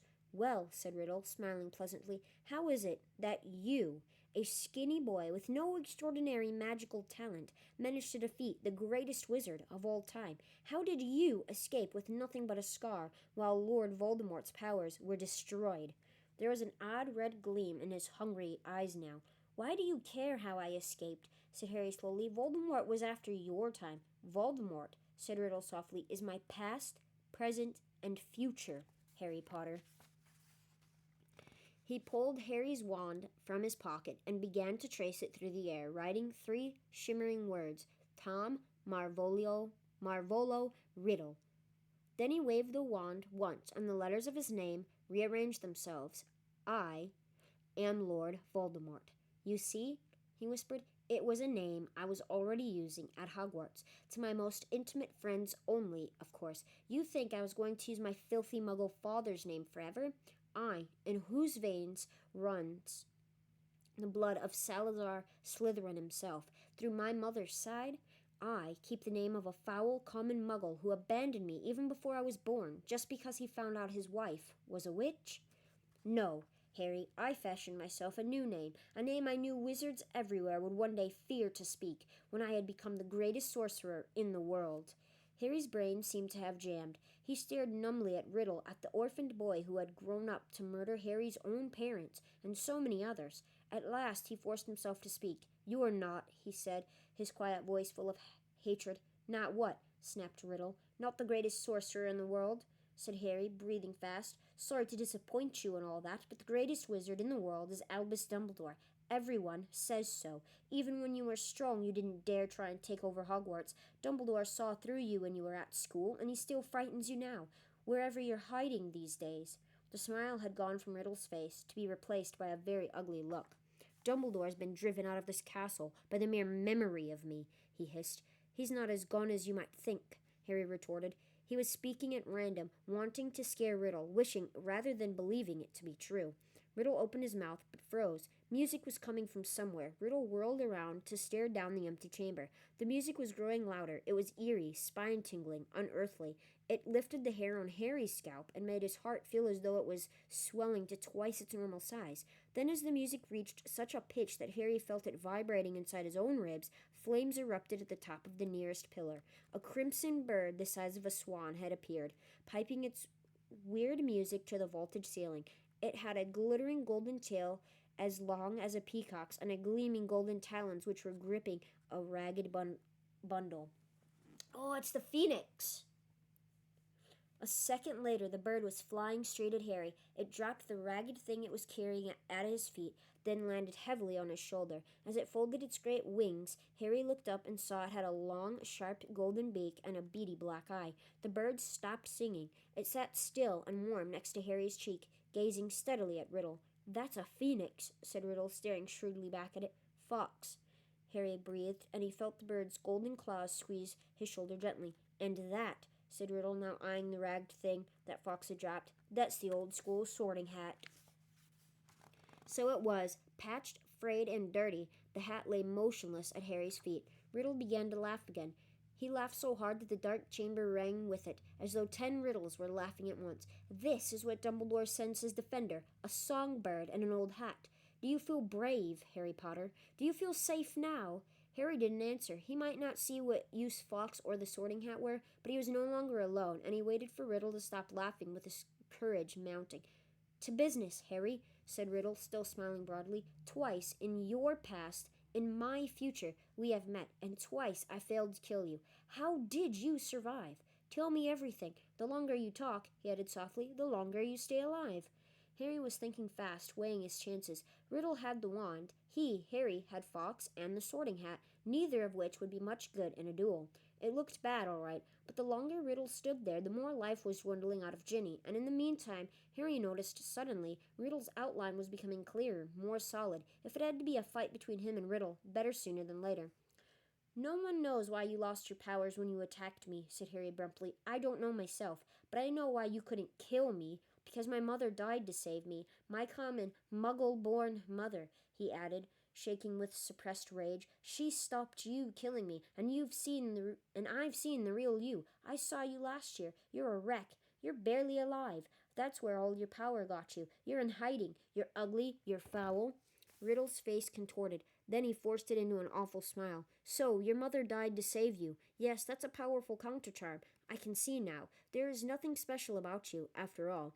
I wondered, you see. There are strange likenesses between us, after all. Even you must have noticed. Both half-bloods, orphans, raised by muggles, probably the only 2 Parselmouths to come to Hogwarts since the great Slytherin himself.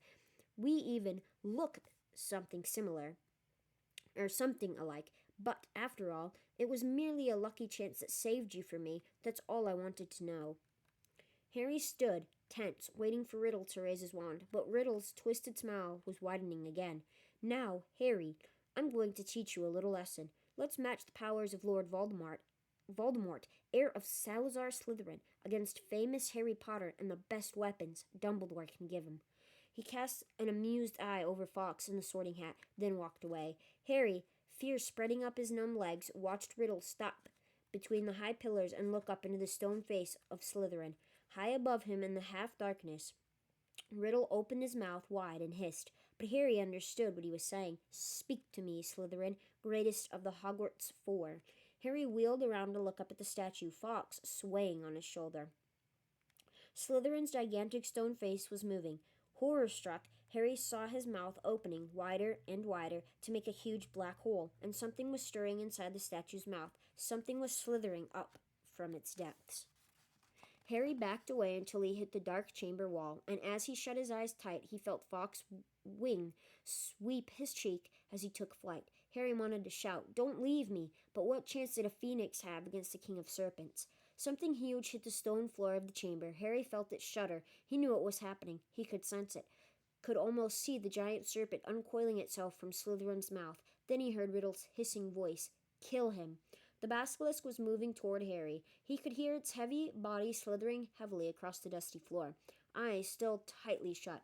Harry began to run blindly sideways, his hands outstretched, feeling his way. Voldemort was laughing. Harry tripped. He fell hard on the stone and tasted blood. The serpent was barely feet from him. He could hear it coming. There was a loud, explosive spitting sound right above him, and then something heavy hit Harry so hard that he was smashed into the wall. Waiting for fangs to sink through his body, he heard more mad hissing, something thrashing wildly off the pillars. He couldn't help it. He opened his eyes wide enough to squint at what was going on. The enormous serpent, bright, poisonous green, thick as an oak tree, had raised itself high in the air, and its great, blunt head was weaving drunkenly between the pillars. As Harry trembled, ready to close his eyes if it turned, he saw what had distracted the snake. Fawkes was soaring around its head, and the basilisk was snapping furiously at him with fangs, long and thin as sabers. Fawkes dived. His long golden beak sank out of sight, and a sudden shower of dark blood splattered the floor. The snake's tail thrashed, narrowly missing Harry, and before Harry could shut his eyes, it turned. Harry looked straight into its face and saw that its eyes, both its great, bulbous yellow eyes, had been punctured by the phoenix. Blood was streaming to the floor, and the snake was spitting in agony. "No!" Harry heard Riddle screaming. "Leave the bird! Leave the bird! The boy is behind you! You can still smell him! Kill him!" The blinded serpent swayed, confused, still deadly. Fawkes was circling its head, piping his eerie song, jabbing here and there at its scaly nose as the blood poured from its ruined eyes. "Help me! Help me!" Harry muttered wildly. "Someone! Anyone!" The snake's tail whipped across the floor again. Harry ducked. Something soft hit his face. The basilisk had swept the Sorting Hat into Harry's arms. Harry seized it. It was all he had left, his only chance. He rammed it onto his head and threw himself flat onto the floor as the basilisk's tail swung over him again. "Help me! Help me!" Harry thought, his eyes screwed tight under the hat. "Please help me." There was no answering voice. Instead, the hat contracted as though an invisible hand was squeezing it very tightly. Something very hard and heavy thudded onto the top of Harry's head, almost knocking him out. Stars winking in front of his eyes. He grabbed the top of the hat to pull it off and felt something long and hard beneath it. A gleaming silver sword had appeared inside the hat, its handle glittering with rubies the size of eggs. "Kill the boy! Leave the bird! The boy is behind you! Sniff! Smell him!" Harry was on his feet, ready. The basilisk's head was falling, its body coiling around, hitting pillars as it twisted to face him. He could see the vast, bloody eye sockets, see the mouth stretching wide, wide enough to swallow him whole, lined with fangs, long as his sword, thin, glittering, venomous. It lunged blindly. Harry dodged, and it hit the chamber wall. It lunged again, and its forked tongue lashed Harry's side. He raised the sword in both his hands. The basilisk lunged again, and this time its aim was true. Harry threw his whole weight behind the sword and drove it to the hilt into the roof of the serpent's mouth. But as warm blood drenched Harry's arm, he felt a searing pain just above his elbow. One long, poisonous fang was sinking deeper and deeper into his arm, and it splintered as the basilisk keeled over sideways and fell, twitching, to the floor. Harry slid down the wall. He gripped the fang that was spreading poison through his body and wrenched it out of his arm. But he knew it was too late. White-hot pain was spreading slowly and steadily from the wound. Even as he dropped the fang and watched its own blood soaking his robes, his vision went foggy. The chamber was dissolving in a whirl of dull color. A patch of scarlet swam past, and Harry heard a soft clatter of claws beside him. "Fawkes," said Harry thickly. "You were fantastic, Fawkes." He felt the bird lay its beautiful head on the spot where the serpent's fang had pierced him. He could hear echoing footsteps, and then a dark shadow moved in front of him. "You're dead, Harry Potter," said Riddle's voice above him. "Dead. Even Dumbledore's bird knows it. Do you see what he's doing, Potter? He's crying." Harry blinked. Fawkes had slid in and out of focus. Thick, pearly tears were trickling down the glossy feathers. "I'm going to sit here and watch you die, Harry Potter. Take your time. I'm in no hurry." Harry felt drowsy. Everything around him seemed to be spinning. "So ends the famous Harry Potter," said Riddle's distant voice, "alone in the Chamber of Secrets, forsaken by his friends, defeated at last by the Dark Lord he so unwisely challenged. You'll be back with your dear mudblood mother soon, Harry. She bought you 12 years of borrowed time, but Lord Voldemort got you in the end, as you knew he must." If this is dying, thought Harry, it's not so bad. Even the pain was leaving him. But was this dying? Instead of going black, the chamber seemed to be coming back into focus. Harry gave his head a little shake, and there was Fawkes, still resting his head on Harry's arm. A pearly patch of tears was shining all around the wound, except that there was no wound. "Get away, bird," said Riddle's voice suddenly. "Get away from him, I said. Get away!" Harry raised his head. Riddle was pointing Harry's wand at Fawkes. There was a bang like a gun, and Fawkes took flight again in a whirl of gold and scarlet. "Phoenix tears," said Riddle quietly, staring at Harry's arm. "Of course, healing powers. I forgot." He looked into Harry's face. "But it makes no difference. In fact, I prefer it this way. Just you and me, Harry Potter. You and me." He raised the wand. Then, in a rush of wings, Fawkes had soared back overhead, and something fell into Harry's lap. The diary! For a split second, both Harry and Riddle, wand still raised, stared at it. Then, without thinking, without considering, as though he had meant to do it all along, Harry seized the basilisk fang on the floor next to him and plunged it straight into the heart of the book. There was a long, dreadful, piercing scream. Ink spurted out of the diary in torrents, streaming over Harry's hands, flooding the floor. Riddle was writhing and twisting, screaming and flailing, and then he had gone. Harry's wand fell to the floor with a clatter, and there was silence. Silence except for the steady drip, drip of ink still oozing from the diary. The basilisk venom had burned a sizzling hole right through it. Shaking all over, Harry pulled himself up. His head was spinning as though he'd just traveled miles by flue powder. Slowly, he gathered together his wand and the sorting hat, and with a huge tug, retrieved the glittering sword from the roof of the basilisk's mouth.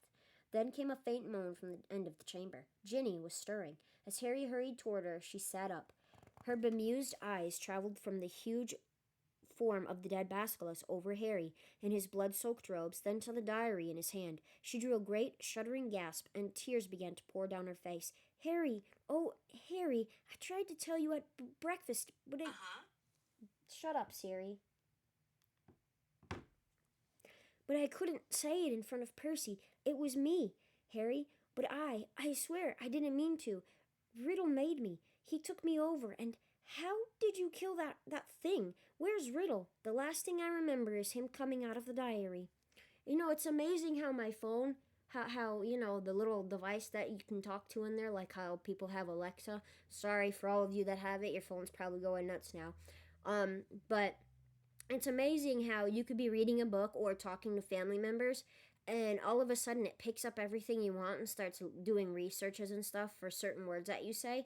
But when you're trying to talk to it to use it and actually look up something that you want to look, it doesn't recognize your voice. It doesn't give you information, or it says, "I'm sorry, I can't find that." But you were just listening in on my conversation a second ago and you found what I was talking about, you eavesdropper. I'm telling you, these phones are something else. "It's all right," said Harry, holding up the diary and showing Ginny the fang hole. "Riddle's finished. Look, him and the basilisk. Come on, Ginny, let's get out of here. I'm going to be expelled." Ginny wept as Harry helped her awkwardly to her feet. "I've looked forward to coming to Hogwarts ever since Bill came, and now I'll have to leave. And what'll Mum and Dad say?" Fawkes was waiting for them, hovering in the chamber entrance. Harry urged Ginny forward, then stepped over the motionless coils of the dead basilisk. through the echoing gloom and back into the tunnel. Harry heard the stone doors close behind them with a soft hiss. After a few minutes' progress up the dark tunnel, a distant sound of slowly shifting rock reached Harry's ears. "Ron!" Harry yelled, speeding up. "Ginny's okay. I've got her." He heard Ron give a strangled cheer and then turned the next bend to see his eager face staring through the sizable gap he had managed to make in the rock fall. "Ginny!" Ron thrust an arm through the gap in the rock to pull her through first. "You're alive? I don't believe it. What happened? Where did that bird come from?" Fawkes had swooped through the gap after Ginny. "He's Dumbledore's," said Harry, squeezing through himself. "How come you've got a sword?" said Ron, gaping at the glittering weapon in Harry's hand. "I'll explain when we get out of here," said Harry, with a sideways glance at Ginny, who was crying harder than ever. "But later," Harry said shortly. He didn't think it was a good idea to tell Ron yet who'd been opening the chamber. Not in front of Ginny, anyway. "Where's Lockhart?" "Back there," said Ron, still looking puzzled, but jerking his head up in the tunnel toward the pipe. "He's in a bad way. Come and see." Led by Fawkes, whose wide scarlet wings emitted a soft golden glow in the darkness, they walked all the way back to the mouth of the pipe. Gilderoy Lockhart was sitting there, humming placidly to himself. "His memory's gone," said Ron. "The memory charm backfired. Hit him instead of us. Hasn't got a clue who he is, or where he is, or who we are. I told him to come and wait here. He's a danger to himself." Lockhart peered good-naturedly up at them all. "Hello," he said. "Odd sort of place this, isn't it? Do you live here?" "No," said Ron, raising his eyebrows at Harry. Harry bent down and looked up the long, dark pipe. "Have you thought how we're going to get back up this?" he asked to Ron. Ron shook his head, but Fawkes the Phoenix had swooped past Harry and was now fluttering in front of them, his beady eyes bright in the dark. He was waving his long golden tail feathers. Harry looked uncertainly at him. "He looks like he wants you to grab hold," said Ron, looking perplexed, "but you're much too heavy for a bird to pull up there." "Fawkes," said Harry, "isn't an ordinary bird." He turned quickly to the others. "We've got to hold on to each other. Ginny, grab Ron's hand. Professor Lockhart." "He means you," said Ron sharply to Lockhart. "You hold Ginny's other hand." Harry tucked the sword and the sorting hat into his belt. Ron took hold of the back of Harry's robes, and Harry reached out and took hold of Fawkes's strangely hot tail feathers. An extraordinary lightness seemed to spread through his whole body, and the next second, in a rush of wings, they were flying upward through the pipe. Harry could hear Lockhart dangling below him, saying, "Amazing! Amazing! This is just like magic!" The chill air was whipping through Harry's hair, and before he'd stopped enjoying the ride, it was all over. All four of them were hitting the wet floor of Moaning Myrtle's bathroom, and as Lockhart straightened his hat, the sink that hid the pipe was sliding back into place. Myrtle goggled at them. "You're alive?" she said blankly to Harry. "There's no need to sound so disappointed," he said grimly, wiping flecks of blood and slime off his glasses. I'm kind of wondering if Lockhart is like a squib. I mean, yes, Lockhart has a wand, so essentially, well, no, because that would still be a squib because, what's his name? Argus Filch has a wand too, but he's a squib. He has no magical talent whatsoever, which leads me to believe that Professor Lockhart might have no magical talent either. But I'm not 100% sure because he can cast that charm, the memory charm, on people, so I'm kind of wondering if he is or isn't a wizard. Like, where does he lie? What is he? Okay. "Oh, well, I'd just been thinking. If you had died, you'd have been welcome to share my toilet," said Myrtle, blushing silver. "Ah," said Ron as they left the bathroom for the dark, deserted corridor outside. "Harry, I think Myrtle's grown fond of you. You've got competition, Ginny." But tears were still flooding silently down Ginny's face. "Where now?" said Ron with an anxious look at Ginny. Harry pointed. Fawkes was leading the way, glowing gold along the corridor. They strode after him, and moments later found themselves outside Professor McGonagall's office. Harry knocked and pushed the door open. Alright, guys, the last chapter of Harry Potter and the Chamber of Secrets. Dobby's Reward, Chapter 18. For a moment there was silence as Harry, Ron, Ginny, and Lockhart stood in the doorway covered in muck and slime and, in Harry's case, blood. Then there was a scream. "Ginny!" It was Mrs. Weasley, who had been sitting crying in front of the fire. She leapt to her feet, closely followed by Mr. Weasley, and both of them flung themselves on their daughter. Harry, however, was looking past them. Professor Dumbledore was standing by the mantelpiece, beaming, next to Professor McGonagall, who was taking great, steadying gasps. Clutching her chest, Fawkes went whooshing past Harry's ear and settled on Dumbledore's shoulder, just as Harry found himself and Ron being swept into Mrs. Weasley's tight embrace. "You saved her! You saved her! How did you do it? I think we'd all like to know that, said Professor McGonagall weakly.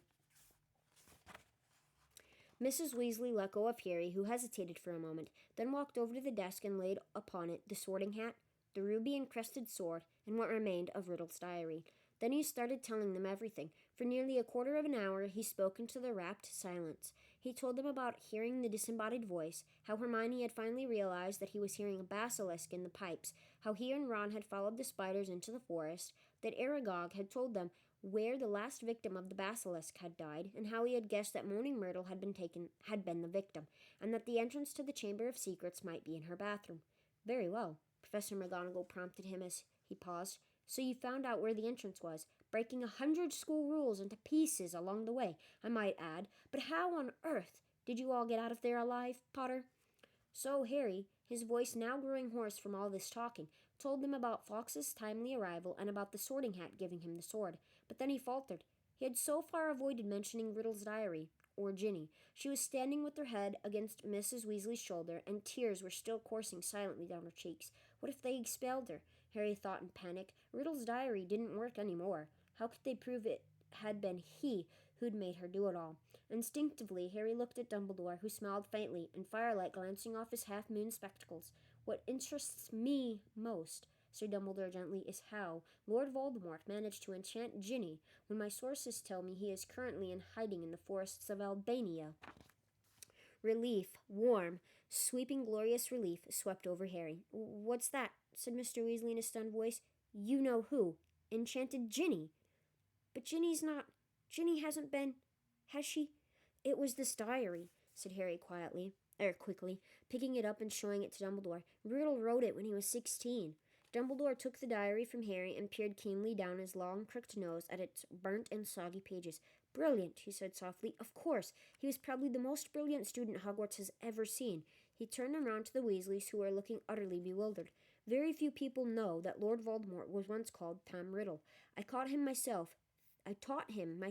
50 years ago at Hogwarts. He disappeared after leaving the school, traveled far and wide, sank so deeply into the dark arts, consorted with the very worst of our kind, underwent so many dangerous magical transformations that when he resurfaced as Lord Voldemort, he was barely recognizable. Hardly anyone connected Lord Voldemort with the clever, handsome boy who was once head boy here. But Ginny, said Mrs. Weasley, what's our Ginny got to do with him? His diary, Ginny sobbed. I've been writing in it, and he's been writing back all year. Ginny, said Mr. Weasley, flabbergasted, haven't I taught you anything? What have I always told you? Never trust anything that can think for itself. If you can't see where it keeps its brain, why didn't you show the diary to me or your mother? A suspicious object like that is clearly full of dark magic. I didn't know, sobbed Ginny. I found it inside one of the books Mom got me. I thought someone had just left it in there and forgotten about it. Miss Weasley should go up to the hospital wing right away, Dumbledore interrupted in a firm voice. This has been a terrible ordeal for her. There will be no punishment. Older and wiser wizards than she have been hoodwinked by Lord Voldemort. He strode over to the door and opened it. Bed rest and perhaps a large, steaming mug of hot chocolate. I always find that cheers me up. He added, twinkling kindly down at her. You will find that Madame Pomfrey is still awake. She's just giving out mandrake juice. I dare say the basilisk's victims will be waking up any moment. So Hermione's okay? Said Ron brightly. There has been no lasting harm done, Ginny, said Dumbledore. Mrs. Weasley led Ginny out, and Mr. Weasley followed, still looking deeply shaken. You know, Minerva, Professor Dumbledore said thoughtfully to Professor McGonagall, I think all this merits a good feast. I might ask you to go and alert the kitchens? Right, said Professor McGonagall crisply, also moving to the door. I'll leave you to deal with Potter and Weasley. Shall I? Certainly, said Dumbledore.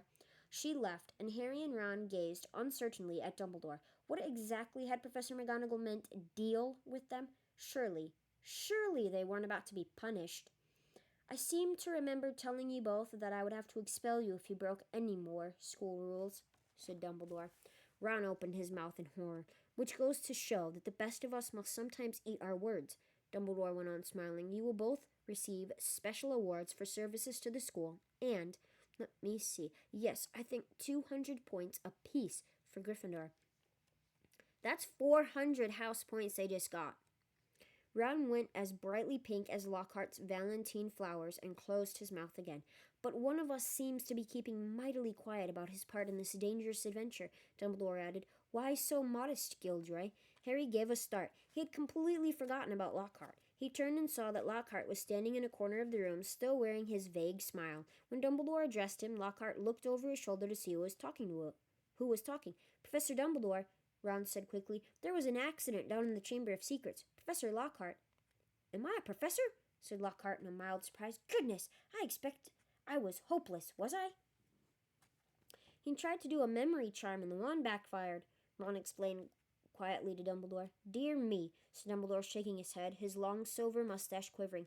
Impaled upon your own sword, Gilderoy. Sword? Said Lockhart dimly. Haven't got a sword. That boy has, though. He pointed at Harry. He'll lend you one.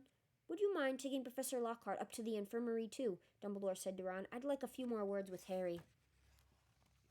Lockhart ambled out. Ron cast a curious look back at Dumbledore and Harry as he closed the door.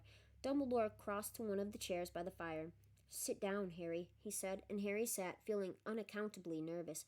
First of all, Harry, I want to thank you, said Dumbledore, eyes twinkling again. You must have shown me real loyalty down in the chamber.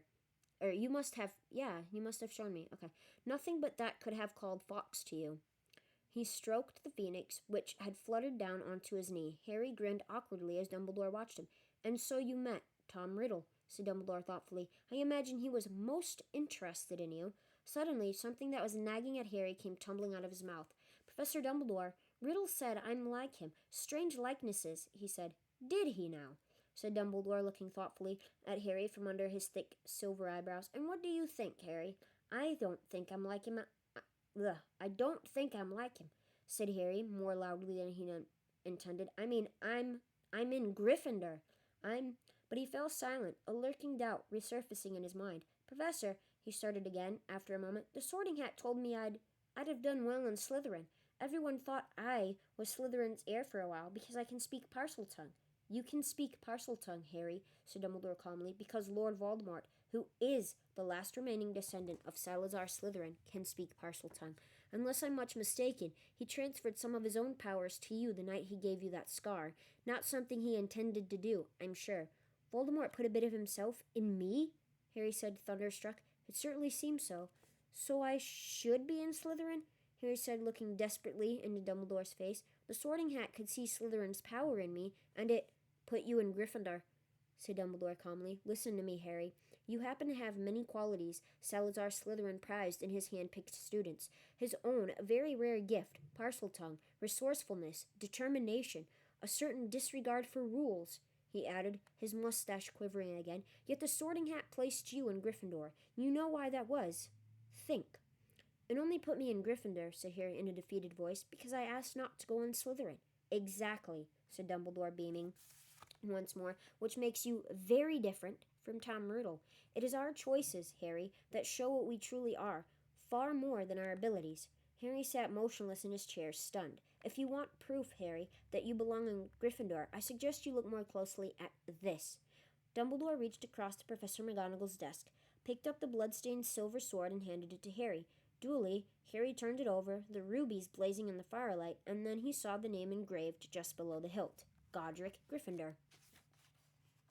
Only a true Gryffindor could have pulled that out of the hat, Harry, said Dumbledore simply. For a minute, neither of them spoke. Then Dumbledore pulled open one of the drawers in Professor McGonagall's desk and took out a quill and a bottle of ink. What you need, Harry, is some food and sleep. I suggest you go down to the feast while I write to Azkaban. We need our gamekeeper back. And I must draft an advertisement for the Daily Prophet, too, he added thoughtfully. We'll be needing a new defense against the dark arts teacher. Dear me, we do seem to run through them, don't we? Harry got up and crossed to the door. He had just reached for the handle, however, when the door burst open so violently that it bounced back off the wall.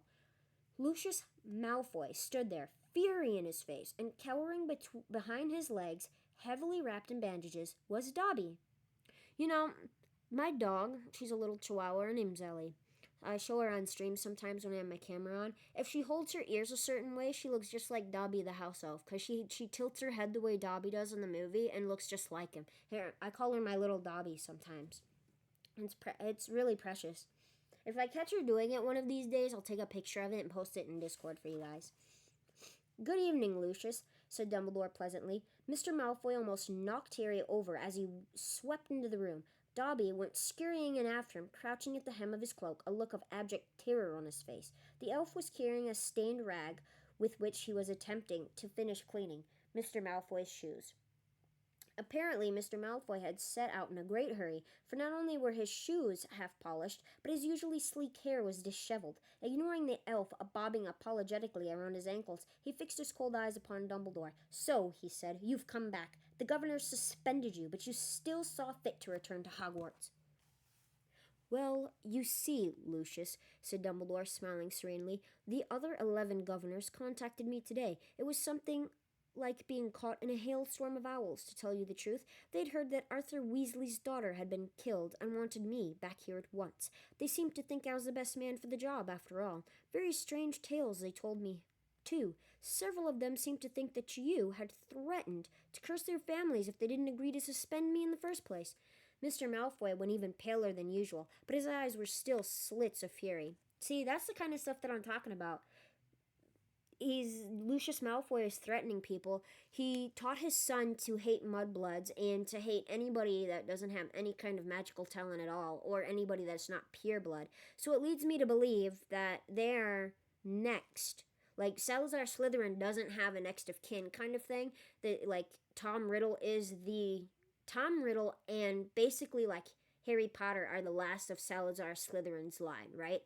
But then you have Malfoy and his family are like close knit. Like, you take your fingers and you kind of cross them over each other. That's how close that Malfoy and Tom Riddle are. Like, that's how I'm thinking they are, And I think the Malfoy line is the next one to carry out Lord Voldemort's wishes and continue down that line of deceit and hate towards other magical and non-magic folks.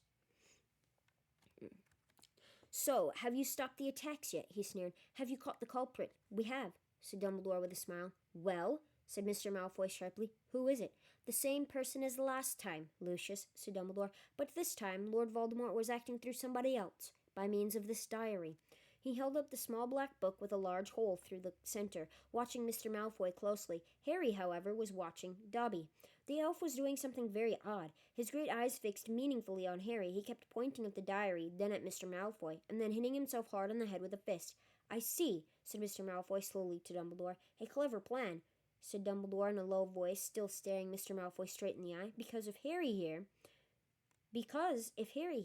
Mr. Malfoy shot Harry a swift, sharp look, and his friend Ron hadn't discovered this book, why, Ginny Weasley might have taken all the blame. No one would ever have been able to prove she hadn't acted of her own free will. Mr. Malfoy said nothing. His face was suddenly mask-like. "And imagine," Dumbledore went on, "what might have happened then. The Weasleys are one of our most prominent pure-blood families. Imagine the effect on Arthur Weasley and his Muggle Protection Act if his own daughter was discovered attacking and killing Muggle-borns. Very fortunate the diary was discovered and Riddle's memories wiped from it. Who knows what the consequences might have been otherwise?" Mr. Malfoy forced himself to speak. "Very fortunate," he said stiffly, and still behind his back, Dobby was pointing, first to the diary, then to Lucius Malfoy, then punching himself in the head. And Harry suddenly understood. He nodded at Dobby, and Dobby backed into a corner, now twisting his ears in punishment. "Don't you want to know how Ginny got hold of that diary, Mr. Malfoy?" said Harry. Lucius Malfoy rounded on him. "How should I know how the stupid little girl got hold of it?" he said. "Because you gave it to her," said Harry, "in fluorescent blots. You picked up her old Transfiguration book and slipped the diary inside it, didn't you?" He saw Mr. Malfoy's white hands clench and unclench. "Prove it," he hissed. "Oh, no one will be able to do that," said Dumbledore, smiling at Harry. "Not now that Riddle has vanished from the book. On the other hand, I would advise you, Lucius, not to go giving out any more of Lord Voldemort's old-school things. If any more of them find their way into innocent hands, I think Arthur Weasley, for one, will make sure they are traced back to you." Lucius Malfoy stood for a moment, and Harry distinctly saw his right hand twitch as though he was longing to reach for his wand. Instead, he turned to his house elf. "We're going, Dobby." He reached open the door, and as the house elf came hurrying up to him, he kicked him right through it. They could hear Dobby squealing with pain all the way along the corridor. Harry stood for a moment, thinking hard. Then it came to him. "Professor Dumbledore," he said hurriedly. "Can I give that diary back to Mr. Malfoy, please?" "Certainly, Harry," said Dumbledore calmly. "But hurry. The feast, remember?" Harry grabbed the diary and dashed out of the office. He could hear Dobby's squeals of pain receding around the corner. Quickly, wondering if this plan would possibly work, Harry took off one of his shoes, pulled off his slimy, filthy sock, and stuffed the diary into it. Then he ran down the dark corridor. He caught up with them at the top of the stairs. "Mr. Malfoy," he gasped, getting to a halt. "I've got something for you." And he forced a smelly sock into Lucius Malfoy's hand. "What the—" Mr. Malfoy ripped the sock off the diary, threw it aside, then looked furiously from the ruined book to Harry. "You'll meet the same sticky end as your parents one of these days, Harry Potter," he said softly. "They were meddlesome fools, too." He turned to go. "Come, Dobby." "I said, come." But Dobby didn't move. He was holding up Harry's disgusting, slimy sock and looking at it as though it were a priceless treasure. "Master has given Dobby a sock," said the elf in wonderment. "Master gave it to Dobby." "What's that?" spat Mr. Malfoy. "What did you say?" "Got a sock," said Dobby in disbelief. "Master threw it, and Dobby caught it. And Dobby is free." Lucius Malfoy stood frozen, staring at the elf. Then he lunged at Harry. "You've lost me my servant, boy." But Dobby shouted, "You shall not harm Harry Potter." There was a loud bang, and Mr. Malfoy was thrown backward. He crashed down the stairs, 3 at a time, landing in a crumpled heap on the landing below. He got up, his face livid, and pulled out his wand, but Dobby raised a long, threatening finger. "You shall go now," he said fiercely, pointing down at Mr. Malfoy. "You shall not touch Harry Potter. You shall go now." Lucius Malfoy had no choice. With a last incensed stare at the pair of them, he swung his cloak around him and hurried out of sight. "Harry Potter, free Dobby," said the elf shrilly, gazing up at Harry. Moonlight from the nearest window reflected in his orb-like eyes. "Harry Potter, set Dobby free." "Least I could do, Dobby," said Harry, grinning. "Just promise never to try and save my life again." The elf's ugly brown face split suddenly into a wide, toothy smile. "I've just got one question, Dobby," said Harry, as Dobby pulled on Harry's sock with shaking hands. "You told me all this had nothing to do with He Who Must Not Be Named, remember?" "Well, it was a clue, sir," said Dobby, his eyes widening as though this was obvious. "Was giving you a clue. The Dark Lord, before he changed his name, could be freely named, you see." "Right," said Harry weakly. "Well, I'd better go. There's a feast, and my friend Hermione should be awake by now." Dobby threw his arms around Harry's middle and hugged him. "Harry Potter is greater by far than Dobby knew," he sobbed. "Farewell, Harry Potter." And with a final loud crack, Dobby disappeared. He aspirated. Harry had been to several Hogwarts feasts, but never one quite like this. Everybody was in their pajamas, and the celebration lasted all night. Harry didn't know whether the best bit was Hermione running toward him, screaming, "You solved it! You solved it!" or Justin hurrying over from the Hufflepuff table to wring his hand and apologize endlessly for suspecting him, or Hagrid turning up at 3:30, cuffing Harry and Ron so hard on the shoulders that they were knocked into their plates of trifle, or his and Ron's 400 points for Gryffindor, securing the house cup for the 2nd year running, or Professor McGonagall standing up to tell them all that the exams had been cancelled as a school treat. "Oh no," said Hermione, or Dumbledore announcing that unfortunately Professor Lockhart would be unable to return next year owing to the fact that he needed to go away and get his memory back. Quite a few of the teachers joined in the cheering that greeted this news. "Shame," said Ron, helping himself to a jam donut. "He was starting to grow on me." That's sarcastic. The rest of the final term passed in a haze of blazing sunshine. Hogwarts was back to normal with only a few small differences. The fence against the dark arts classes were cancelled, but we've had plenty of practice at that anyway, Ron told a disgruntled Hermione, and Lucius Malfoy had been sacked as a school governor. Draco was no longer strutting around the school as though he owned the place. On the contrary, he looked resentful and sulky. On the other hand, Ginny Weasley was perfectly happy again. Too soon, it was time for the journey home on the Hogwarts Express. Harry, Ron, Hermione, Fred, George, and Ginny got a compartment to themselves. They made the most of the last few hours in which they were allowed to do magic before the holidays. They played Exploding Snap, set off the very last of Fred and George's filibuster fireworks, and practiced disarming each other by magic. Harry was getting very good at it. They were almost at King's Cross when Harry remembered something. "Ginny, what did you see Percy doing that he didn't want you to tell anyone?" "I'm curious to see what this is, too." "Oh, that," said Ginny, giggling. "Well, Percy's got a girlfriend." Fred dropped the stack of books on George's head. What? It's that Ravenclaw prefect, Penelope Clearwater, said Ginny. That's who he was writing to all last summer. He's been meeting her all over the school in secret. I walked in on them kissing in an empty classroom one day. He was so upset when she was, attacked. You won't tease him, will you? She added anxiously. Wouldn't dream of it, said Fred, who was looking like his birthday had come early. Definitely not, said George, snickering. The Hogwarts Express slowed and finally stopped. Harry pulled out his quill and a bit of parchment and turned to Ron and Hermione. This is called a telephone number, he told Ron, scribbling it twice, tearing the parchment in two and handing it to them. I told your dad how to use a telephone last summer. He'll know. Call me at the Dursleys, okay? I can't stand another 2 months with only Dudley to talk to. Your aunt and uncle will be proud, though, won't they? Said Hermione as they got off the train and joined the crowd thronging toward the enchanted barrier. When they hear what you did this year? Proud? Said Harry. Are you crazy? All those times I could have died and I didn't manage it? They'll be furious. And together they walked back through the gateway to the Muggle world. And that is the end of Harry Potter and the Sorcerer's Stone. So next week we will be reading the third book of Harry Potter.